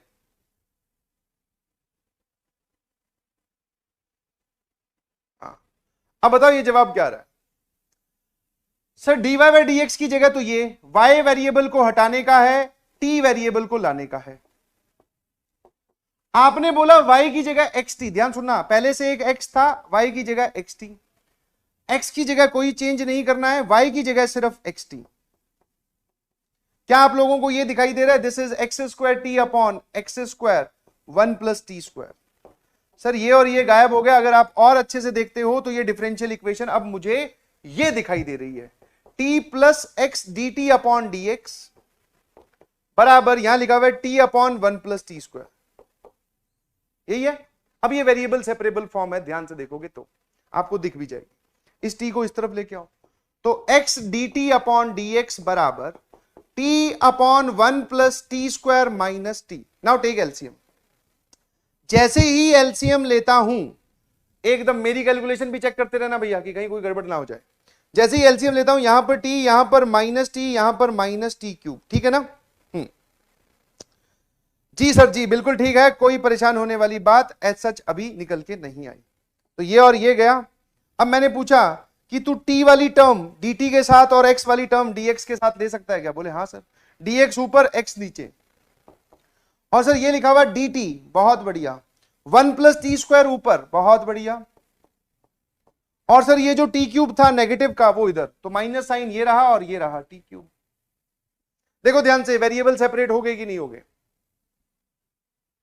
यही तो था। अब इंटीग्रेट करो, आपका जवाब t के टर्म्स में आएगा, कोई बात नहीं।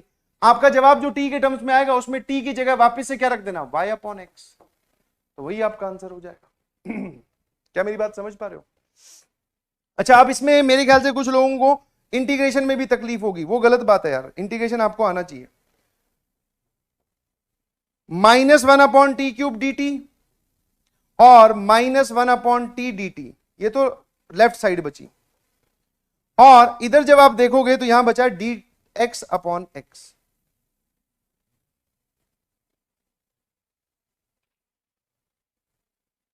शाबाश। अब इंटीग्रेट कर दो टर्म बाय टर्म, ये तो इंटीग्रेट ही हो रहा है। ओ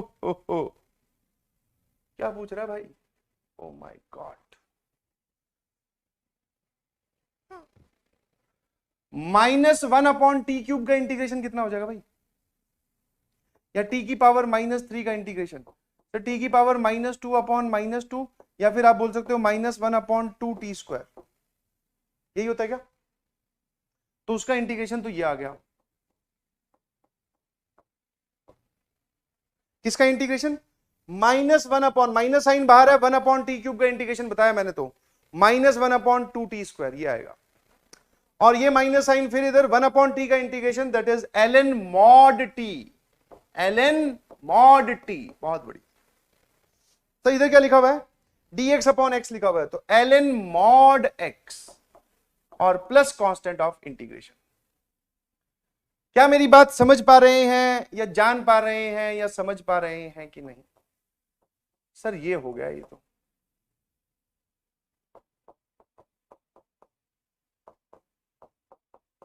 अब उसने आपको एक जानकारी दी है, और मैं आपको 50 बार बता चुका हूं कि ऐसी जानकारी आपको कांस्टेंट ऑफ इंटीग्रेशन की वैल्यू निकालने के लिए दी जाती है।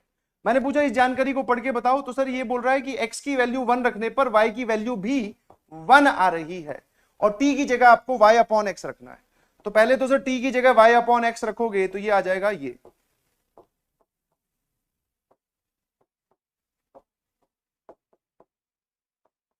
हमारा ओरिजिनल सॉल्यूशन है। अब वो बोल रहा है कि x की वैल्यू 1 और y की वैल्यू भी 1 पटक दो, तो ये आ जाएगा 1/2 माइनस ln1 बराबर ln1 प्लस c। सर ये भी 0 होता है, ये भी 0 होता है, c की वैल्यू आ गई हाफ। यहां पर c की वैल्यू तो निकाल दी। अब वो बोल रहा है कि ऐसा कौन सा x होगा जिसको पुट करने पर y की वैल्यू e आ जाए, ऐसा कौन सा x होगा जिसको पुट करने पर y की वैल्यू क्या आ जाए, e। मतलब वो हमें y की वैल्यू e पुट करने के बाद में x की वैल्यू जानना चाह रहा है इसमें से, तो y की वैल्यू e पुट कर दो।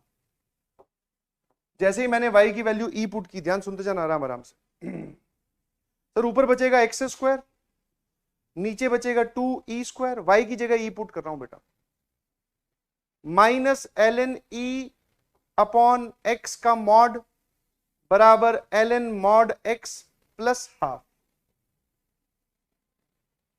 आया ना? आराम आराम से देखते जाना भाई, ये सही लिखा हुआ है क्या? कितने लोगों को log m/log n वाली प्रॉपर्टी याद है? सर एकदम बिंदास तरीके से, ln mod e plus ln mod x। कैसे sir? m/n, log m minus log n लिखते, बट एक नेगेटिव साइन है, तो पॉजिटिव वाला नेगेटिव हो गया, नेगेटिव वाला पॉजिटिव हो गया। यहां लिखा हुआ है sir ln mod x plus half, ये और ये गया, ln mod e की वैल्यू 1 होती है। तो अगर मैं फिर से आपको ध्यान से देखकर बताऊं तो x²/2e² -1 बराबर हाफ। सर इस -1 को इधर लेके आओगे तो ये हो जाएगा +1 और ये हो जाएगा 3/2, ये और ये कैंसिल। अगर आप ध्यान से देखते हो तो x² बराबर 3e², x की वैल्यू कितनी आ गई, दैट इज √3e, आगे प्लस माइनस साइन, √3e आगे प्लस माइनस साइन, माइनस वाला इसमें आंसर है नहीं, ओनली प्लस वाला विल बी अवर आंसर। तो वैसे मेरा काम तो यहीं तक था कि एक ऐसी फॉर्म तक ले जाकर छोड़ दूं जिसके बाद में आप इंटीग्रेट कर सकें, कांस्टेंट ऑफ इंटीग्रेशन की वैल्यू निकाल सकें और आगे बढ़ सकें, बट फिर भी for the sake of completion पूरा सॉल्व करके दिखा दिया। और इसमें कुछ भी नहीं है, ये बहुत आसान है भैया, छोटे छोटे इंटीग्रेशन है वो आपको आने चाहिए, ये कोई बहुत भारी भरकम इंटीग्रेशन नहीं है।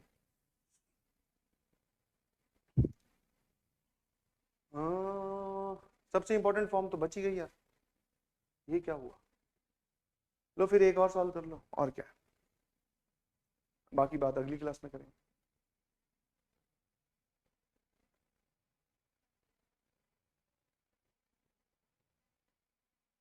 क्या ये होमोजीनियस डिफरेंशियल इक्वेशन है? सर y की जगह yt और x की जगह xt रख के देखो, t गायब हो जाएगा, और गायब हो जाए या पूरी तरीके से कॉमन आ जाए, दैट मींस वो होमोजीनियस डिफरेंशियल इक्वेशन है। कितने लोगों को बात समझ में आई? दिस गिवन इंफॉर्मेशन या given differential equation is homogeneous. और अगर ये होमोजीनियस है, कोई है क्या जो ऐसा चाहता हो कि सर आप इसको पहले चेक करके दिखा दो हमें प्लीज? अरे y की जगह yt और x की जगह xt रखो यार, t गायब हो गया, बस काम खत्म। गायब हो गया मतलब होमोजीनियस है। तो मैंने y की जगह xt सॉल्व किया या रख दिया, जैसा कि हमें पता है dy बाय dx की जगह रखा जाएगा t plus x dt by dx। After this substitution मुझे बताइएगा जरा यहां क्या बन जाएगा? This is t plus x dt upon dx। Sir आपने y की जगह xt पुट किया, ऊपर यहां पर xt लिखा हुआ दिखाई इमेजिन करो, तो वो t बचेगा क्या? क्योंकि सर y अपॉन x की जगह, y अपॉन x की जगह आप ध्यान से देखो t पुट करने के लिए बोल रहा है वो, तो ये आ जाएगा 10t। ये t और ये t गया बेटा, ये वेरिएबल सेपरेबल फॉर्म है, बहुत ही आसान सी, मासूम सी। सर 10t को उधर लेके जाओ डिनोमिनेटर में, और सर इधर ले आओ dx अपॉन x को। ना ये होता है बेटा 10t को डिनोमिनेटर से हटाकर अगर न्यूमरेटर में लिखोगे, या फिर हटाओ 10t का मतलब क्या है? ऊपर cos t और नीचे sin t, यही तो है। कितने लोग एग्री करते हैं अगर मैं इसको z बोलूं, ऊपर dz लिखा हुआ है, तो this is ln mod of sin t बराबर ln mod of x plus c। आपको c की वैल्यू निकालने के लिए एक जानकारी और दे रखी है, x की वैल्यू 1 पुट करने पर y की वैल्यू π/2 है। तो जैसे ही आपने x को 1 रखा और y को π/2 रखा, c की वैल्यू आ गई 0। कैसे? साइन पाई, कुछ गड़बड़ की है मैंने। सर ये जो आपका जवाब है ये तो t के टर्म्स में है, इसमें फटाफट t की जगह y और x को ले आओ। मैंने कहा अच्छा ये गड़बड़ हुई है। अब आप x की जगह 1 और y की जगह π/2 रख दीजिए, तो x की जगह 1, y की जगह π/2, ये अंदर बनेगा sin π/2। sin π/2 मतलब 1, ln 1 होता है बेटा 0, और यहां पर भी ln 1 होता है 0 प्लस c की वैल्यू आ जाएगी 0। c की वैल्यू 0 आने के बाद में ध्यान सुनना, तो ये जो आपको डिफरेंशियल इक्वेशन का सॉल्यूशन जो है वो ऐसा दिखाई दे रहा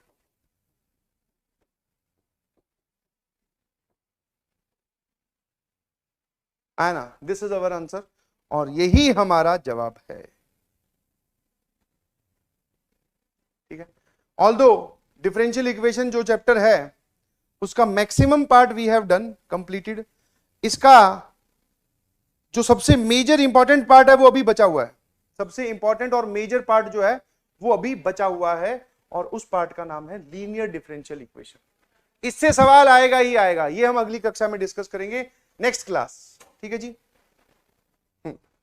और नेक्स्ट क्लास में ही we will start with vectors and 3D। तो मेरे ख्याल से बहुत है आज के लिए। चलिए जी, धन्यवाद, thank you so much, bye bye, बहुत जल्द फिर मुलाकात होगी। हाँ जी।